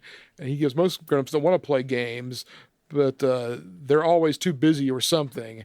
It takes another, then it takes another creepy turn." And Boris says he wishes he was 20 years older. Oh, gosh. Yeah. So terrible. Really getting uncomfortable now. So I'm like starting to feel a little sick. Like, it's just, I don't know. The dad, and then this plot line. They could have had the relationship with with Annabelle and him as Ellen. They didn't need to cross this line. I didn't understand why they felt like they needed to, but maybe it was the 70s. I don't know. They could have made it to where Annabelle was like really understanding like Boris and doing it on an emotional level instead of this creepy. That's what it should have been. Yes. Yeah. Like a confidant type. Oh. Yeah. Yeah, because he never shows any like positive. Like, I mean, he's a nice enough guy, but there's never any like. He's just kind of this dorky dude who she's like chasing after. So Boris makes some comment at this point, and he says, "Hey, don't blame yourself for how Annabelle is. Maybe she's just a bad seed," which causes her to have some self-reflection there in that moment. So, and then we come up on one of my favorite scenes, the whole movie, one of my favorite characters in this whole movie, and we go to the field hockey team, and they're getting ready for the big game, and we're introduced to the coach. Who's got some thoughts on the coach here? I have some thoughts. Kill. Okay. The first thought I had was that it reminded me of an old youth director at a church that we used to all share. I know exactly what you're talking about. That was my first thought. Oh no. My second, I mean, she was so ridiculous. The overacting was, and it was painful to watch. This is like, after that weird Boris thing, and then this happened, I'm like, I feel like we're in guest territory here. Like, we're heading towards guest territory for me. Me no likey. The coach says that she gives them a pep talk as they're getting ready. She says, "We need to hit them high and hit them low and knock their blocks off." And she's got this like really bad, like fake New York accent. And so like I put my notes here, really solid coaching. Yes. So Ellen has to go out and be the leading scorer of the team in order to win. And I also put in my notes, who plays a game in the middle of the school day? But because they're not playing, like, it's not, I didn't think, I mean, it wasn't intramural or anything. That was a playoff game. Yeah, this was a big playoff game. So, yeah, the 70s, man, whatever. Yeah, those girls were mean, too. Yeah, they were dirty. Mean. Yeah. Well, and we've got two coaches. We've got the opposing coach, Ruth Buzzy. But before we get to that here, like Ellen is trying to weasel out of playing the game. And she's like, I don't know where my locker is. I don't know how to get dressed. I don't have time, and the coach opens the locker and like everything like falls out of the locker onto the coach. It's like all spring loaded. Like, yeah, exactly. It was like spring loaded, the whole gag with the overstuffed locker gag. And then she makes some comment about never washing anything or taking anything home. So we cut to the field now and we're introduced to the other coach. Yes. Another laugh-in. That's where I knew I could not Ruth place that Buzzy. actress. Oh, yeah. They were both of the coaches were on laugh-in. Oh, really? Okay. Yeah. Wow. Yeah, but Ruth Buzzy more so, I think. Yeah. So the coach, Annabelle's coach gives him another pep talk, and she says, all right, here's the game plan. Get the ball to our super jock, Ellen in this case. And she wants the team to go out and kill. Yeah, man. And then So bad. So bad. And then we cut to the opposition's coach, and she's talking about, fair play and sportsmanship, and but the only way to win is going to be to get Annabelle Andrews and get her good, was the direct quote. So it's like they're headhunting out there. I mean, It's like Cobra Kai field hockey. it's the Cobra Kai field hockey team. So the game starts, and the coach yells, "Forward into center." To which the opposition coach says, "Center." Corrects her New York accent, which it was so over the top, so unnecessary and just bad. So the game starts, and everyone starts cheap shotting Ellen just back and forth. I mean, Where's the bad. ref in this? There's Yeah, no that's the other ref. thing. Like, there was no ref. This Yeah, is the my coaches- question. Like, why are the coaches running around on the field with the players? That's not That's a what thing, I had in my is it? notes. Yeah, it's like, why are the coaches there and where are the refs? Like, because the coaches are on the field. Yeah. So now we're at the park. We cut, and Annabelle's is walking Ben home from school, says she can't drive, and she's holding 2 big grocery bags full of food. And Ben is concerned that they won't have time to get to lunch walking. And Annabelle says it's going to be a pickup lunch. So she says, pick something out from the bag and eat it. To which Ben pulls out a bottle of gin. Which real quick, 70s comment here. These bags from this era, were they really that big, or were they like exaggerated in these movies? Because I feel like in all these movies, these giant paper bags. I remember them being that big. All right, 70s, man. There we go. 70s, yeah. One thing I learned from this scene is that Ritz Crackers has really not changed their box art at all. Hey, man, in you get a winner, you stick with it. 40 years, 45 I'm years. way into Ritz crackers. Yeah. No, it's a good look. It's a good look. I'm glad they Good stuck look, with good it. cracker. So Annabelle tells Ben that she's fired Mrs. Schmaus, and Ben's relieved. He hates Mrs. Schmaus because she talks bad about Annabelle all the time, and that he likes Annabelle even though she doesn't like him. So we have this tender moment where Annabelle's like finding out that her brother's like got this huge, really admires her, and then she like stomps on him all the time. So on the field, Ellen. But back to the also, field, it's like she's like trying to talk him into. She's like, you should hate your sister more. What's wrong with you?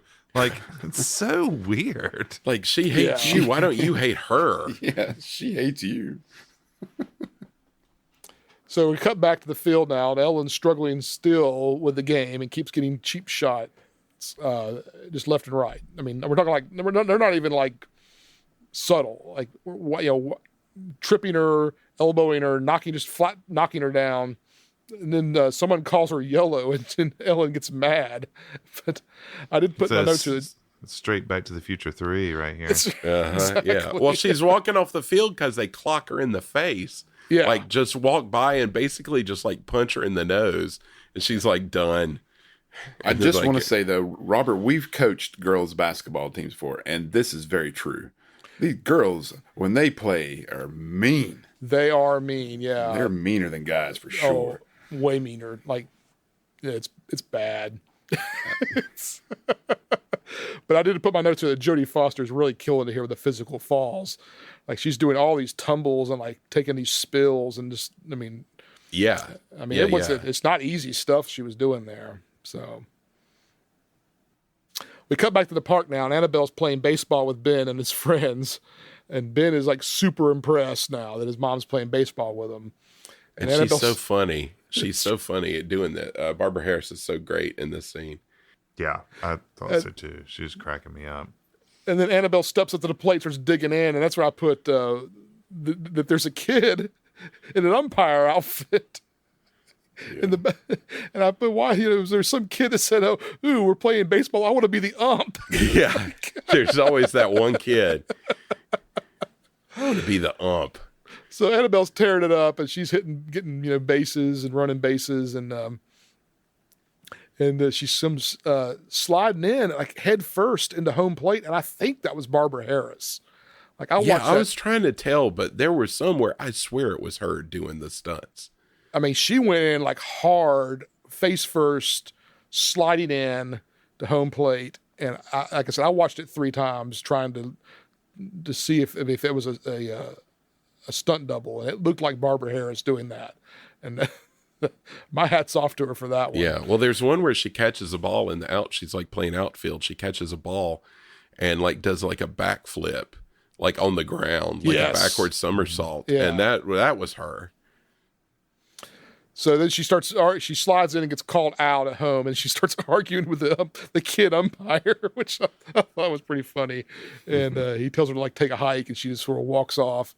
After she gets called out, they take the outfield now, and Annabelle's now pitching. And the thing that cracked me up here was the catcher calls for a 4. That they show it like him holding down 4 fingers, which is, as I understand, it's a changeup in baseball. If you give them the 4 fingers, that means throw a changeup. And I gotta think that they're not throwing changeups in backyard baseball, but I don't know. She's pretty good. She has this really unorthodox throwing motion too, and just sort of heaves it. And it gets across the plate, obviously, and she keeps striking out people. Then Annabelle finally hits a home run to win the game, and we hear somebody yell, "You're all right!" And one of the kids like tries to smack her on the rear end. Right. Not cool. Not cool. So we cut now back to the field, and Ellen is still trying to win the game, still trying to play the game, and she gets a breakaway, and she starts running towards the wrong goal. And the New York coach is yelling to stop. The goalie's yelling to stop. All of her teammates are yelling to stop. And then the goalie just completely phones it in, and Ellen just tosses, knocks the ball into the goal and gives the other team the winning goal. So, and they win the game. I thought the goalie really, really blew it on that one. I'd blame the goalie more than I'd blame, Ellen at that point. I mean, come on. But so at the park, Ben and Annabelle are walking home, and he's loving how great his mom played baseball.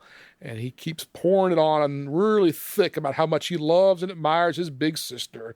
And he questions why she hates him so much and says he can't help who he is. Why can't she just like him for who he is? So we kind of have this tender moment here, I thought, with Annabelle realizing that maybe she's being a little too hard on poor Ben for being who he is when she's trying to be who she is with her mom. And, but it's also like, he's like, sometimes I make a mess in my room to make it better for her. He's like a little like Dickensian way. Right, exactly. It's just he's a Rutlander. Yeah. Typical Rutland goody kid. And that wraps up Act 2. I'd like to be you for a day. I'd like to climb into the dreams you hide, to know the grown-up and the child inside, whatever makes you smile. I'd like to see it, go ahead and free it.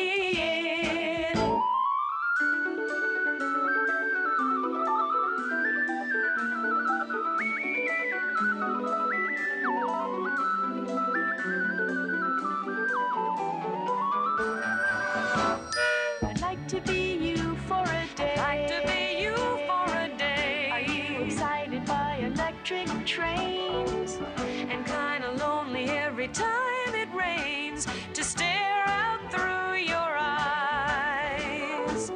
would start revealing all the things you're feeling. So, we begin Act 3, and we begin it in Bill's office. And Bill is upset that a neighbor, Mary Kay, has ratted out Annabelle and Boris for throwing a boomerang through her window. Oh, come on, Mary Kay. Yeah, And then there's no seriously. food for the big aquacade. Aquacade. Everyone's dropped the ball. So In my notes, I have, man, screw this husband. I agree. I put this guy's a jerk. Yeah, so I put in my notes, like, call a caterer then. I mean, if you're... Yeah, why is it their job? Yeah, why is... It's ridiculous. Yeah, you're a big like PR company that you should have people that do things. Hey, man, those remote controls ain't free. You know what I'm saying? Well, there seems to only be like 4 people in this whole company. And we'll get to the 4th person in a minute here. So Bill ditches the whole thing on Annabelle and says she only has 3 hours to whip together something for 25 people, which is ridiculous. Which is ridiculous. Yes. Well, and like, why is she even going to attempt to try this? This is one of those movie moments of like, why would you even try? Yeah. Just say no. Just Yeah. say no or go buy some food. Right. So now Ellen, after losing the big game, feeling a little down, she shows up at Bill's office, JJ Public Relations, Joffert, and Jennings, Great name. Joffert. and immediately scowls at the receptionist. So Ellen lets her know that she's there to see Mr. Andrews, and the camera follows the receptionist's shapely figure as she walks away. I thought this whole sequence was the highlight of the Jodie Foster acting as Ellen. Yes. I really thought it was pretty funny when she was Agreed. I like laughed multiple times at this escalating Yes. situation. So Ellen immediately asks, how do you like working for Mr. Andrews? And she starts gushing about how he's just a doll and how they get along. And then she stops in mid-sentence and says that he's very pleasant and very professional. We hear a lot of inner monologue here. So where Ellen is Miss Gibbons. is getting irritated at Miss Gibbons. And then it's really awkward. And it's like another awkward moment, but at the end, it kind of wraps it up, and we'll get to that. But then she starts lecturing Miss Gibbons about how devoted her husband is to his family and as how, he's a family man. And then she says, Ellen is a lovely lady, but a dangerous woman, and not to lock horns with her. So, Yeah. what in the world? And she's got her like field hockey stick as she's saying it. So she's Yeah. like kind of muscling in on her. Wouldn't it So have been this- great though if Miss Gibbons had said, "Oh, he never mentioned that he had a family"? That'd have been like boom right there. So Miss Gibbons re-enters the room. Ellen's in Bill's office now, and Miss Gibbons re-enters the room, and she's wearing a trench coat, so trying to cover up her shapely figure now. And Ellen mentions that she's getting her braces off, and she wants to do some shopping afterwards, and asks if she can grab her dad's credit cards with a note of authorization, of course, because it's the 70s. And Bill says Miss Gibbons can take care of that. And we hear an inner monologue. I bet she can take care of it. So I just love that she like comes in frumping herself up, like increasingly frumpy each time she It's comes really in. funny. It's really funny gag. But the thing was, it wasn't like she was like dressed like super sketchy to begin with. no, I didn't think so. Like she was dressed professionally. So it's just like the insinuation of whatever. Right. But then she puts She was on that wearing trench red, coat. You Yeah, know what wearing that means. red. So yeah. I just love that, he gets the authorized on his stationary, official note that she can use the credit card. It's different. And that's all you time, man. need. That's That's all all you you need. need. So Miss Gibbons re-enters the room now to take some notes. She's wearing like thick glasses and has her hair pulled back tight now, and is like stumbling around because she can't see. And it's then we find out this is like where it gets like bizarre and kind of comes back in full circle that Mrs. Gibbons has a lot on her mind. Bill mentions that she has a husband that's lost his job. She has a sick kid. She has a difficult mother-in-law. That was such a weird like note to end on. Be like, oh, her life is actually terrible. Yeah, you never know. Just can't judge a book by its cover, man. Yeah, we enter monologue with Ellen at this point, and she says, "Oh, I need to quit being so suspicious of people around my husband." And so it kind of ties it in that Ellen has flaws and she's always jealous, and she needs to quit being jealous. It's kind of how I took it. But as it was unfolding, I was going, "Man, this is really weird." Like this is. I just love his reaction. Like every time she comes in. Well, she comes in the trench coat. And he's like, "Are you leaving?" She's like, no, it's just cold in here. He's like, "Oh, I didn't notice." And so he's just like increasingly confused every time she like changes something about herself. So we cut to the kitchen now, and Annabelle's trying to cook a turkey for the big aquacade, because why not? So why? Stuffing a turkey. She's stuffing a turkey. She has less than 3 hours to get a turkey cooked. So she tells Ben to crank the oven way up and double what the temperature needs to be, because it'll cook faster makes that sense. way. Classic. Shades of Carousel of Progress. Yeah. Yeah. So the principal calls at this point and says that she's 15 minutes late for the conference that he's scheduled to talk about Annabelle that we mentioned in the first act. Annabelle calls Boris to babysit Ben and the turkey, and she runs to the conference and is going to take the bus because she can't drive. But I love how she tells him, she's like, "Make a dessert." That's right, yeah. And he's like, I made chocolate mousse once. Right. And Ben's like, "He's going to cook? Isn't that a sissy thing to do?" Oh, man. Like, Ben. You're the golden child. You don't say stuff like that. No. Cram it, Ben. And then Boris pipes up and says, "Hey, who's a sissy? You're the kid with the..." And then she cuts him off mid-sentence. So. And then we cut to the orthodontist and department store scene. So Ellen is getting her braces off. It's kind of this weird first-person shot where you see the orthodontist reaching in to pop these braces off. It's weird, and it's such a peaceful montage of her getting her braces off. So I put that down. That there's this whimsical flute and harp music playing. Yeah, it's really gauzy and it's like romantic brace removal. Yeah. So the next shot, she's picking up clothes. She's trying on clothes and these real sophisticated outfits for the 70s, that is. And she throws her shoes away. Then she goes in and gets a manicure and a pedicure and a facial. Then she gets her hair curled and trimmed and is looking, very feminine now and less tomboyish. This is a really weird comparison to make, but this whole scene, starting with her braces coming off, reminded me of Butch Cassidy and the Sundance Kid. When they have those little interludes with da da da da da, kind of peaceful music, and it's just kind of a sunny day, and you just the raindrops keep falling on my head stuff. Yeah, totally. Yeah. Right. And she's shopping and then getting her nails done, and anyway, that's what it reminded me of. So as she's leaving the department store, a 1970s era jump out van, as I would call it, pulls up. And her buddies come leaping out of it, and you hear this generic 70s rock music again with no lyrics. It's just This is Johnny Mandel earning his paycheck. It's this guy who's written all this stuff, writing all these transistor radio and youth music. Yeah, and then the van has a illustration on the side, as it would.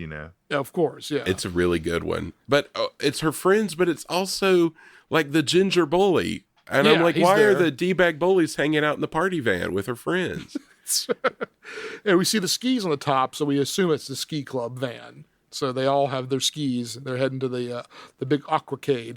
And I put in my notes here it was kind of a weird line they sort of slid in there. As she's being thrown into the van, somebody goes, "You look different."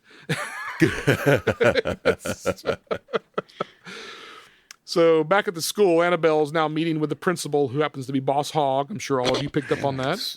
Yeah, sore book. Yep. I was excited. Yep. I was very excited. I saw his name in the beginning credits, and so I kept waiting for him to show up, and I was just happy that it finally happened. Too. I was so psyched. And Annabelle's teacher is praising Annabelle for her high IQ and aptitude. Then she starts boo-hooing really hard when she says that even though she's smart, she isn't making good grades, and it must be all my fault. Yeah, and she was chewing it off just about as bad as the hockey coach. She was really heavy-handed. It was really weird. Yeah. It was super intense. So Annabelle comforts the teacher and says, "Well, Annabelle's a flaky chick. You know, what can you expect?" And Boss Hogg says this. There must be a reason for the sudden change in Annabelle's grades because she was a model student up until just recently. And then they turn all their attention to Ellen as the problem, and Annabelle they starts lay into her, like piling up on her mom, like, well, mom, Ellen does this and that, and then they start asking about Ellen's relationship with Mr. Andrews, and she refers to Bill as her father, and then it gets really weird. Boss Hogg's like, "Oh, Mrs. Andrews, did you hear what you just said?" God, the freaking weirdos. Isn't that telling, Mrs. Andrews? I was like, "Step off, Boss Hogg." Yeah, step off. I loved it. We're back This in the is around the kitchen time now. I wrote, "This movie is not going well, ... I would have to agree with you. I'm watching it as an adult now. I was thinking, man, this thing is starting to get off the rails here. And boy, no, I'm enjoying it. I do not understand. What are you enjoying? I don't know. But there's just something. It's so one of these weird and poorly done, all these things. I just am enjoying the badness of it. And it's just, I don't know. we're going to have to rebrand Andy now. He was our film critic, but he's now the wild card. Well, yeah, it's Topsy-Turvy Day. Hey, it is Freaky Friday. Yeah, that's true. So we're in the kitchen now, and Boris is trying to make a chocolate mousse with Ben, and Ben just flips the blender on with the lid off, and the chocolate goes everywhere. Ooh. And It's a dumb move, Ben. come on, Ben. Come on. Yeah, you think Ben's a really kid that's- losing it. Yeah, he's starting Amateur. to come on unwound here. He's like, maybe I should hate my sister for no reason. So Annabelle comes in and finds Ben covered in chocolate, and no one's listening to Ben, who's trying to tell him that the turkey's on fire. And Boris and Annabelle come to the kitchen to find it. I mean, not just full of smoke, like you can't see from one end to the other smoke. I mean, it wasn't like they were like that. They taken that many steps away from the kitchen. You think they would have, but whatever. 70s. Yeah, and obviously no fire alarm Yeah. either. Well, yeah. Naturally, 70s. I bet they had a crate of oily rags in the corner, but it didn't quite make it to that. Probably like turpentine and Yeah. like stain remover or whatever. So the thing, there's a moment here where I get irritated with Annabelle. Like she walks in and says, "Exploded moose and burnt turkey. How could you do this to me?" Yelling at Boris. And I'm like, Annabelle, come on, cut the guy, some slack here. Taking after Yeah. her dad. Just That's straight right. taking after her dad. And then on cue, Bill calls and gets mad that she hasn't shown up yet with the food, and Ellen's about to go water skiing for the aquacade. And Bill refuses to listen to Ellen when she's trying to plead with him that she's not capable of skiing today. And I put in my notes, Bill, what's up with this guy? Like, Yeah, really. This I is have really weird. harsher words in my notes at this point about Bill, but I won't share those on the family show. so yeah, I mean, Bill's trying to Ellen's pleading with him, like, I don't want to ski. I can't do this. I'm not doing this. And and he's like, no, you're doing it. And so then we get to the big finale here, and Annabelle and Ben and Boris come out and hop in a convertible Beetle with a bunch of food in bags.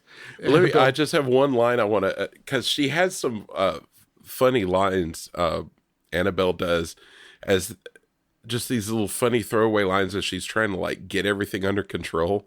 And as she's trying to salvage, because the turkey's burned, she's trying to salvage something to eat.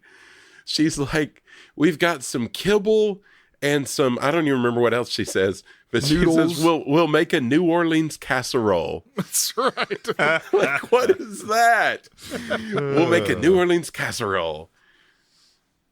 So Annabelle pleads with Boris that he has to drive and she can't drive and he needs to. And she says she's only 13, and he puts his arm around her and says Yeah. he's only 38. Yeah. Whew. He's like, yeah, I'm playing along. I'm into this. She keeps pleading that she can't drive. She tries to explain the situation. He still doesn't buy it. And I put my notes here, but can you blame him though? I mean, really? So Yeah. Well, then she tries to play, well, I'm telling you this, I'm obviously crazy, so do you want a crazy person to drive? Right. And with no other options, Annabelle drives, and of course the car goes in reverse instead of forward because that's like, script writing 101 when you have to do a gag with a novice driver. That's the first thing they do. So she presumably smashes through the garage and into the neighbor's backyard pool party. Why are they having a fancy garden party in the middle of the day at the neighbor's house? It's just like fancy dress, like, oh, yes. Oh. So the aquacade begins, and Ellen is still not interested in skiing. And she's like, at this point, she's pleading with her husband and saying, I can't do this. He says his job depends on her skiing. And I'm putting my notes here. Why would you put your entire career in the hands of a 13-year-old skiing? Well, good question. Yeah. Great question. Like if your job is that tenuous, then you have problems beyond the aquacade. And I mean, and Dick Van Patten already earlier, is like going, why aren't we getting professionals? We need. He's turning the screws on him. What's going on? Why aren't we going to do it? Yeah. Yeah. Which, So then, why aren't they getting professionals?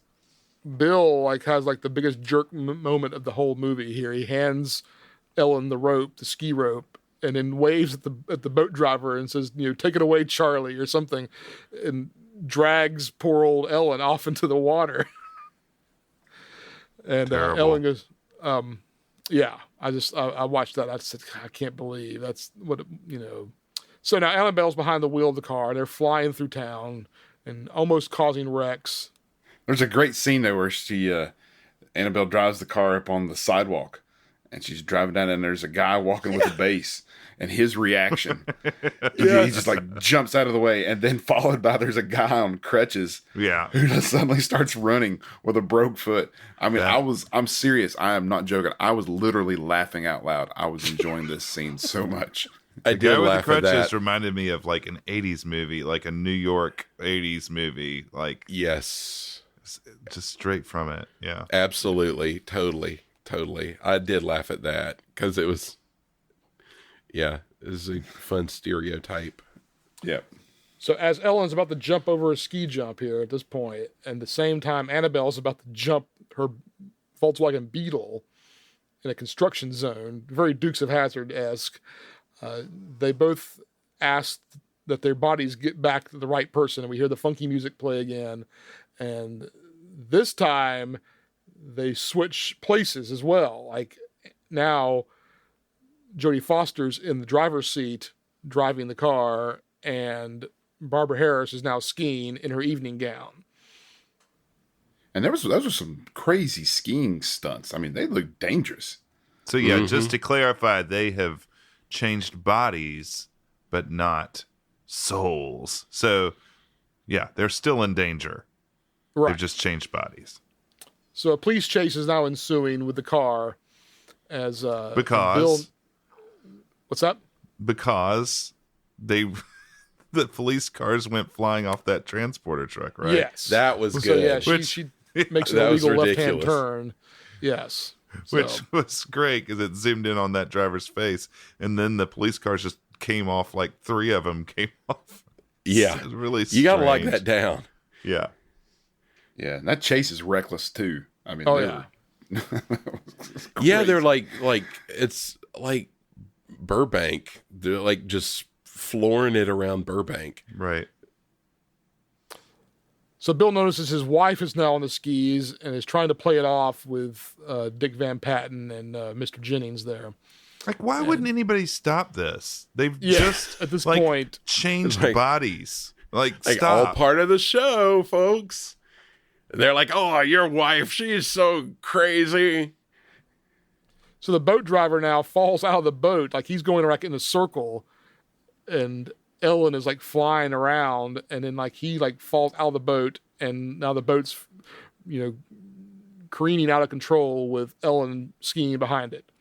Again, why doesn't Ellen just let go of the rope at this point? Because this is getting dangerous, bad dangerous. But well, they send her through like a flaming hoop and yes, all sorts of stuff. I would have let go, definitely.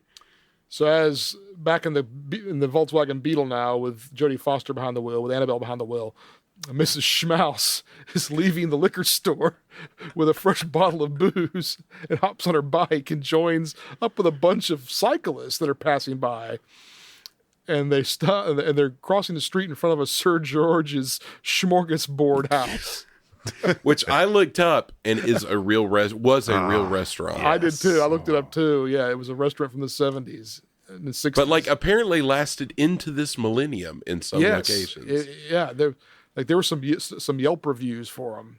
So, way to go, Sir George's. Sir George's Smorgasbord House.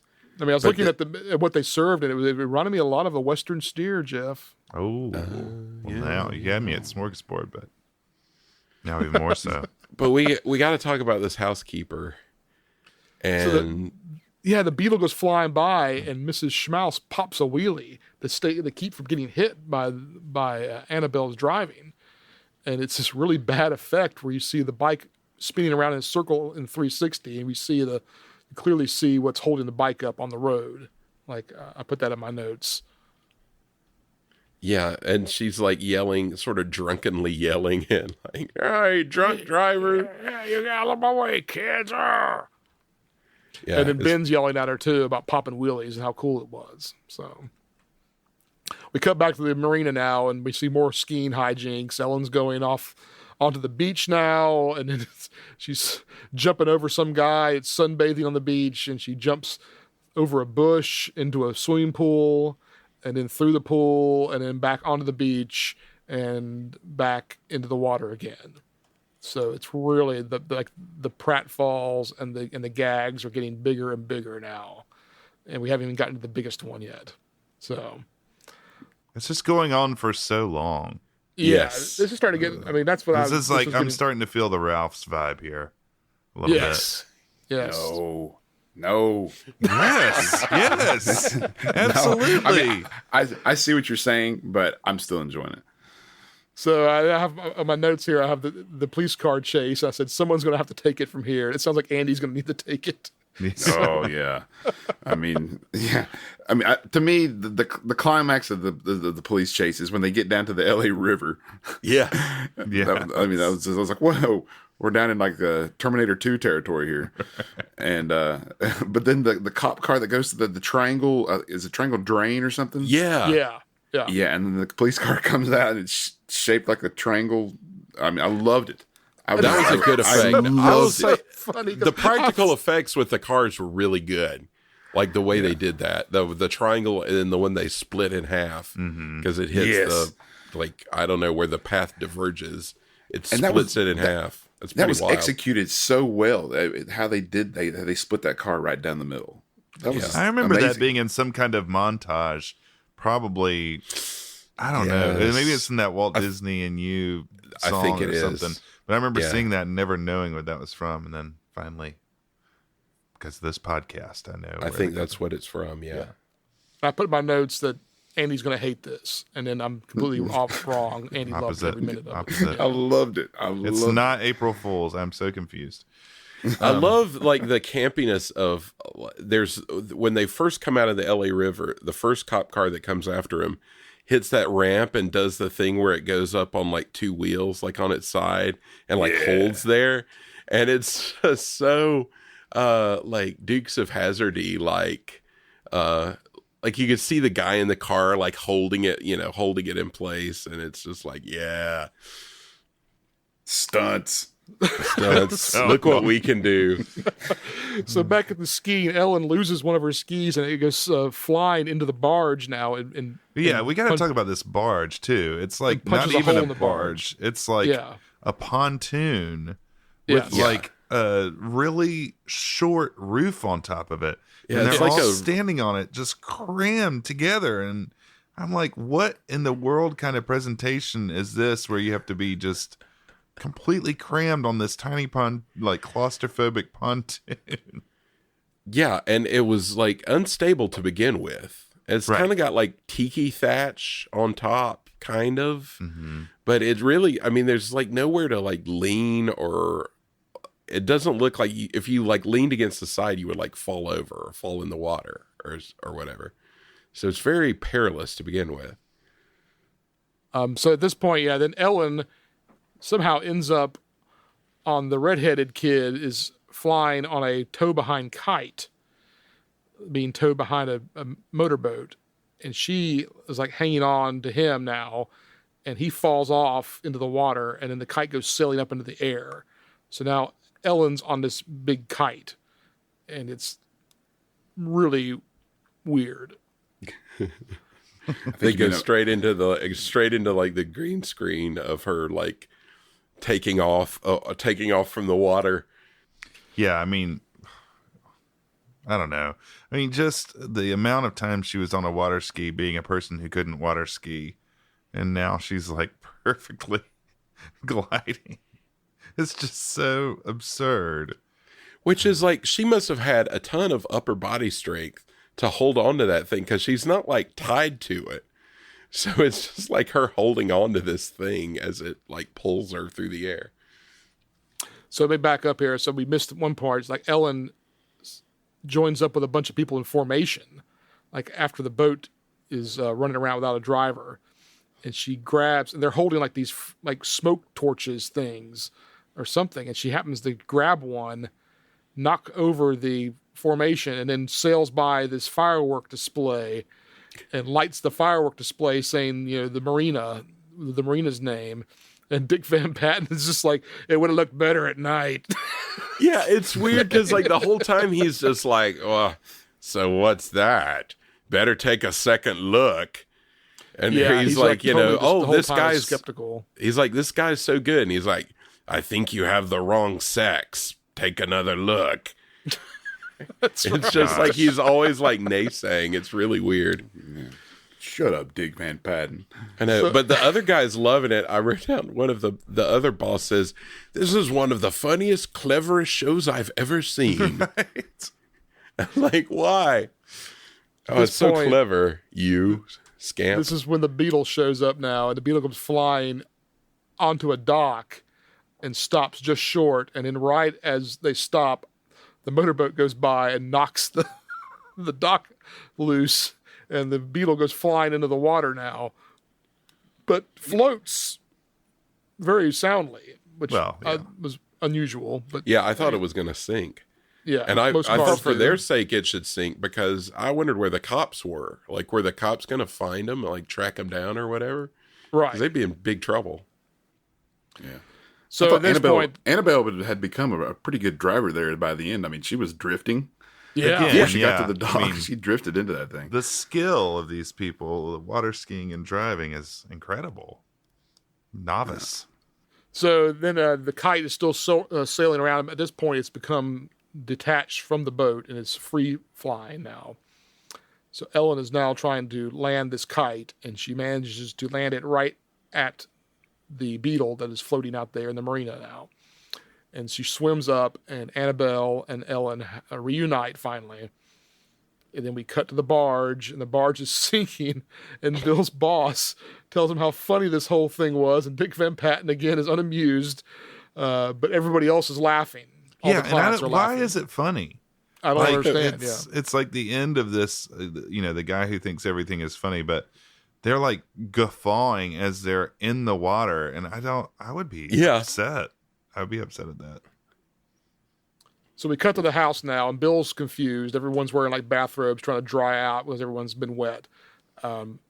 Annabelle's trying to explain it to him, or Ellen's trying to explain it to Bill. Annabelle and Boris are kind of hitting it off, thank goodness. And Bill is like, I don't understand what happened. Why did you end up on a kite? And et cetera, et cetera. And then Boris's outfit, by the way. I mean, yeah, it's on point. It was really good. He is really earning his heartthrob reputation there. So everyone's planning their weekend now, and Annabelle is going out with Boris, and Ben is going to go ice skating, and Bill has to work all weekend with his new Japanese motorbike account that he's working on. And then Ben complains that he hates ice skating, and that his dad gets to do all the fun stuff, riding motorbikes and going to ski shows and this, that, and the other.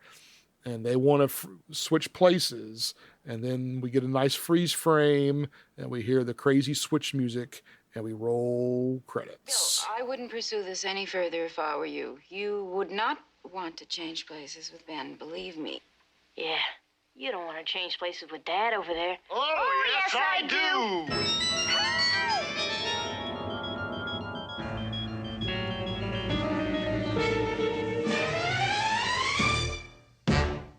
Amazing.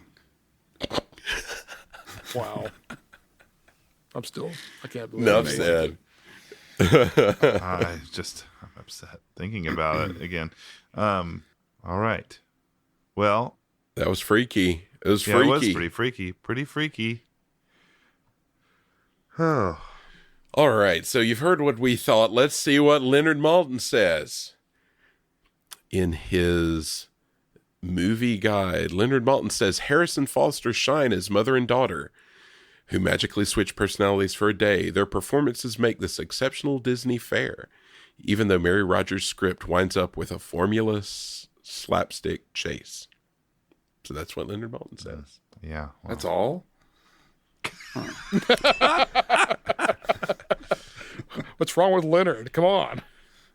well, it's time for us to put our own rating on this thing. Robert, what is our scale tonight that we're working with? Our scale tonight is going to be bottles of gin, since we see there seems to be this underlying theme of booze sort of running throughout this whole movie. So It's a little confusing. I mean, if we think it's bad, do we give it a lot of bottles of gin because we need it to self-medicate? Or... Oh, no. It's good gin. All right. Well, let's start with plot and writing, and then we got to start with Andy, fanboy over here. What'd you think? Plot and writing, I'm going to give this, I mean, I don't think it was great, but I mean, I enjoyed them. I guess I have to separate it. That's the part. I enjoyed the movie, but I don't think it was a good movie. So I'm just going to say, I'm going to go with a 3 on this. Okay, Robert. I'm probably with Andy on that one. I enjoyed it. I certainly enjoyed parts of it, and I thought they were trying to be kind of warm at times and emotional, and I liked that element. So I'm gonna go with a 3 as well. Okay, Michael. I too will go with a 3. I think, I mean, it's a fun idea, and there were some funny lines, and yeah, I'll just go middle of the road. Go to a 3. And I'm going to give it a 2 because I thought that the conceit was pretty clever and there are some really funny lines. But the disturbing cultural depictions, as Disney Plus calls them, I mean, God, the character of the dads and his lines were just really bad. And then the Boris plot and mom, ugh, bad. That makes Can me I ask a give it quick 1. question here? What Yes. what has there been a movie like this at this point in history? I mean, has there been any movies similar to where someone switches with someone else like that? Well, there's anybody been know? The Parent Trap, which is kind of like that. Right. None that I can think of, but So it's originally surely there had to Yeah. have been something. Oh, You know, okay. So I was thinking it might be the first time we've seen this in a movie form. So it's kind of a groundbreaking kind of thing, right? yeah. Just curious. Yeah, it was certainly like the like before the wave of like stuff like this. So definitely it was a new kind of thing. Okay. Let's move on to casting, and we'll start with Robert. What do you have? So yeah, I thought Jodie Foster was well casted. I'm not sure about a few of the other characters, but I guess I'd go probably with a 2. I guess a 2. Yeah. Okay, Michael. And this is casting only Yes. out of 5, right? Yeah. I mean, I think so much of the film hangs on the leads, and the leads were both great. So I'll give it a 4 out of 5 just for that. Wow. I'm going to do the same thing. I'm going to give it a 4 as well. Okay. And I'll say a 3. Which goes right into acting, which I will say I really like the leads. I really, really did not like some of the other actors, like the the field hockey coach and the teacher. I mean, there's just so much bad acting. So, I mean, I feel like I need to rate it on the leads. I'm going to say a 2. That's what I'm going to say. Robert? I'm going to go with a 3 on the acting. I thought the leads, I liked how Barbara Harris portrayed it. She was a little all over the map a little bit, as we talked about earlier.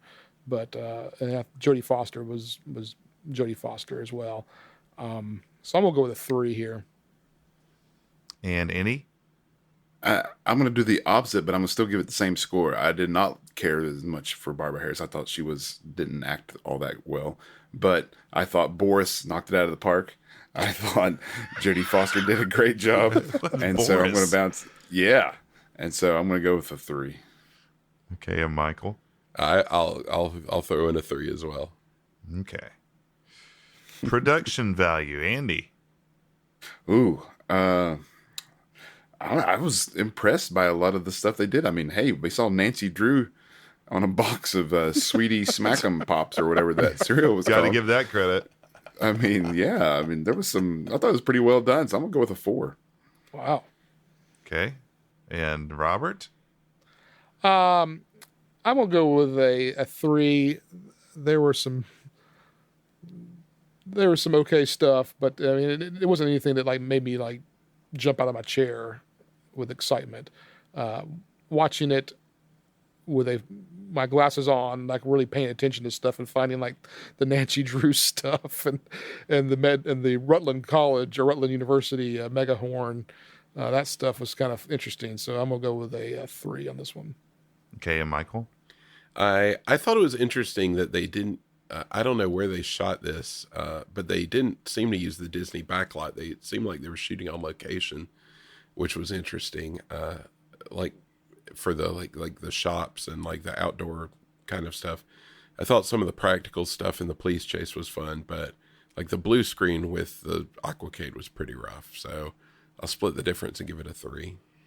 And just to bring the average down, I'm going to give it a 2. I think the best stuff of the production value was in the car scene, which I thought was completely superfluous and went on way too long. So it was good and impressive, but yeah. Entertainment value, I'll start this off and I will say, just because I'm being contrarian, I'm going to give it a 1. Because it just went on too long. And I just didn't like, I went into this like watching the Lindsay Lohan reboot, which we'll talk about, and I just thought this was so far underneath that it was a real big disappointment for me. And Robert? I watched this a lot as a kid. It was on heavy rotation in our house. I'm not sure how we got it, but we had it. And I enjoyed it a lot as a kid. I enjoyed it less as an adult. So I think I liked it more as a kid because I wasn't picking up on some of the creepy stuff. So I'm going to split the difference between what kid Robert would have given it and what adult Robert would have given it and stick with a 3 here. Okay. And Michael? I agree with Jeff that things just went on way too long. Like everything from her putting on makeup to like the stuff with the cooking to the car chase to the, all the shenanigans were way too many shenanigans. So I'll give it a 2, I think. Okay, and our grand finale for entertainment value, Andy I'm Brown. so excited. I'm so happy for Andy. This is crazy. I mean, I want to. You guys have heard me how much I've been pouring out love for this, but I can't give it like a 4 or 5 because that just doesn't feel right to do. I mean, because the pacing is slow. There are scenes that just go on too long. There are lots of flaws, but I still enjoyed it a lot, and so giving it a 3 feels fair, but I want to give it a 4, but I have to give it a 3 because if I give it a 4, then I'm afraid that it just screws up the balance of everything. Whew, okay. I say go with your heart, man. Yeah, no. I mean, this is like really connecting with you. Well, no, I think I may have made it sound a little bit more than it really is connecting with me, but I out of the movies that we've seen so far, I've enjoyed this one the most. All right. And so I think I have to stick with my 3 because I know I got to leave room for stuff that could be better. My man. Okay, well, let's plug that into our computer that wore tennis shoes. Robert, what does it say? What's the tally? Our grand total is a 2.8. Wow. That is higher than I would have thought. For some of the low ball. Yeah. We our overall winner still is The Absent-Minded Professor with a 4.15.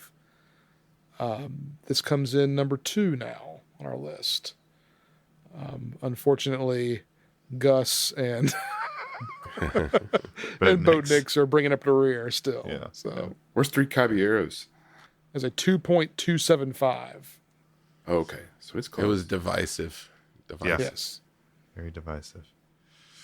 All right, so this is not the only Freaky Friday on the calendar or in the movie theater. There was a 2003 version. Michael, you want to talk to us about it a little bit?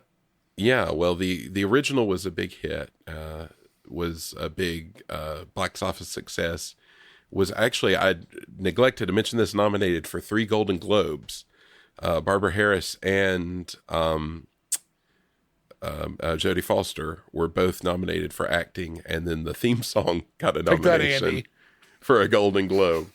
So, so See, it and did that's very another well. thing is I just don't understand the love for that theme song, but those guys are the hot ticket. What can I say? Yeah. I mean, Golden just Globe nominated. punching in numbers into the computer, and there it goes. Yeah, so in the 90s, there was a TV remake, and then in 2003, like you said, Jamie Lee Curtis and Lindsay Lohan, a remake for theaters. I read that originally they had tried to get Jodie Foster to be the mom, but she's kind of a wet blanket and didn't want to do it. So, I've heard that too, yeah. So they did that. And I actually really it's been a while since I've seen it, but I really like that movie. I did I haven't too. seen that I one. really I haven't liked seen it. it. I think it's far superior to this one, Yes. to tell you the truth. So you're saying if I liked this movie this much, then I should see this reboot and it should blow my mind? You're gonna It's hate just it's just better at dealing with the like emotional aspect of it, from what I remember. I mean, it's not emotional, but it's like, it just goes deeper. This one never did. It doesn't have as many like long sort of shenanigan sequences. It's more about their reactions to actually, like, they actually react when it happens as if it was something like totally insane that was happening to them. Yeah. And kind of freak out about it. But yeah, I want to rewatch it because I remember really liking it a lot. Is it on Disney Plus? It is. Yes. It is. Okay. It's not the only version on Disney Plus. Yeah, this blew my mind. I didn't notice this until tonight, that there's a musical version of this. I had no idea until you sent that. either. I had no idea. Yeah, I'll have to look into this. It came out in 2018. Was that a Disney Channel thing or? It must have had been to because been. it was flying under the radar on me. I think I would have noticed it otherwise. So it has to be a Disney Channel thing because it's certainly not a Disney Plus original. Being in 2018. I bet you there's a song that's like, I like it when you call me daddy, wear that black dress. That would be weird. I wish I was 38. We can only hope. I wish I was 38. The Boris's big number. Oh, I should mention that Boris is actually in the 2003 movie. He has a cameo as Boris. Oh, really? Yeah, he's like a delivery man or something Well, I like definitely have that. to watch it now. Yeah. Yeah. Poor Boris is just a delivery man. Yeah. Oh, bummer. Boris didn't live up to his promise. I was hoping he'd be a PR executive or something. Yeah. Oh, so who knows? Maybe they'll make another Freaky Friday someday. I thought they were going to make one for Disney Plus, but I thought at some point I had heard that they were going to do that. maybe it's just 3 versions is enough on Disney Plus. Who knows? Nah. You could just have a Freaky Friday series.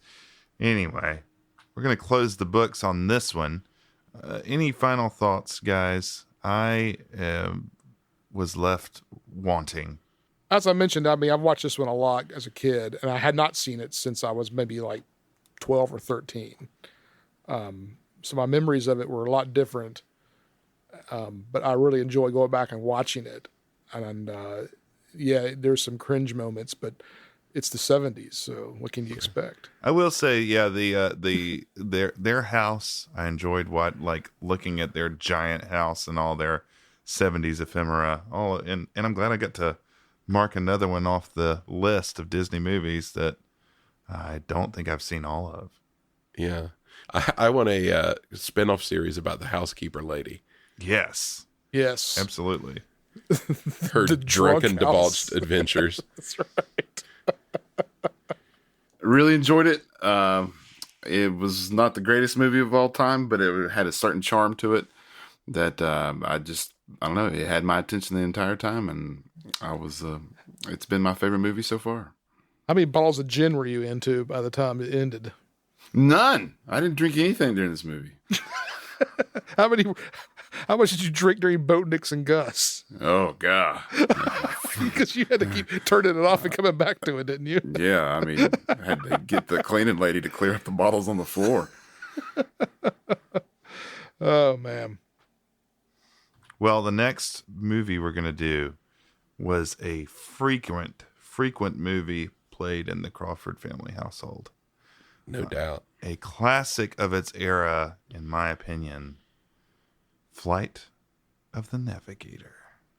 And this movie, like out of all the ones we've done so far, and we're going to do for that matter, I mean, I've seen this one a ton. And you're right. This was on heavy rotation in the McSwain home. I'm pretty sure I saw this twice in the theater, which was a very ultimate rarity back in the day. But it was a major event for a specific demographic that me, you, and Robert belong to. Yeah, absolutely. Yes. Kids who watch Disney Channel, probably, who are of a certain age in the 80s, but who've been to Epcot.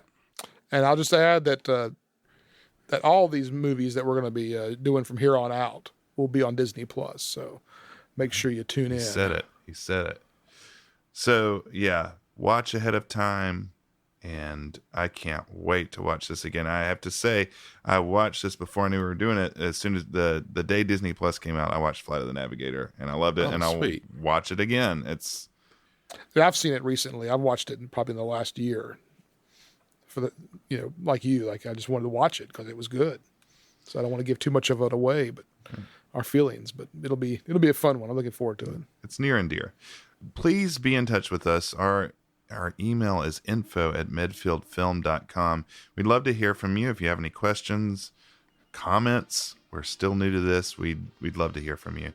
And you can also direct message us or check out our Twitter, Instagram, @MedfieldFilm on both of those platforms.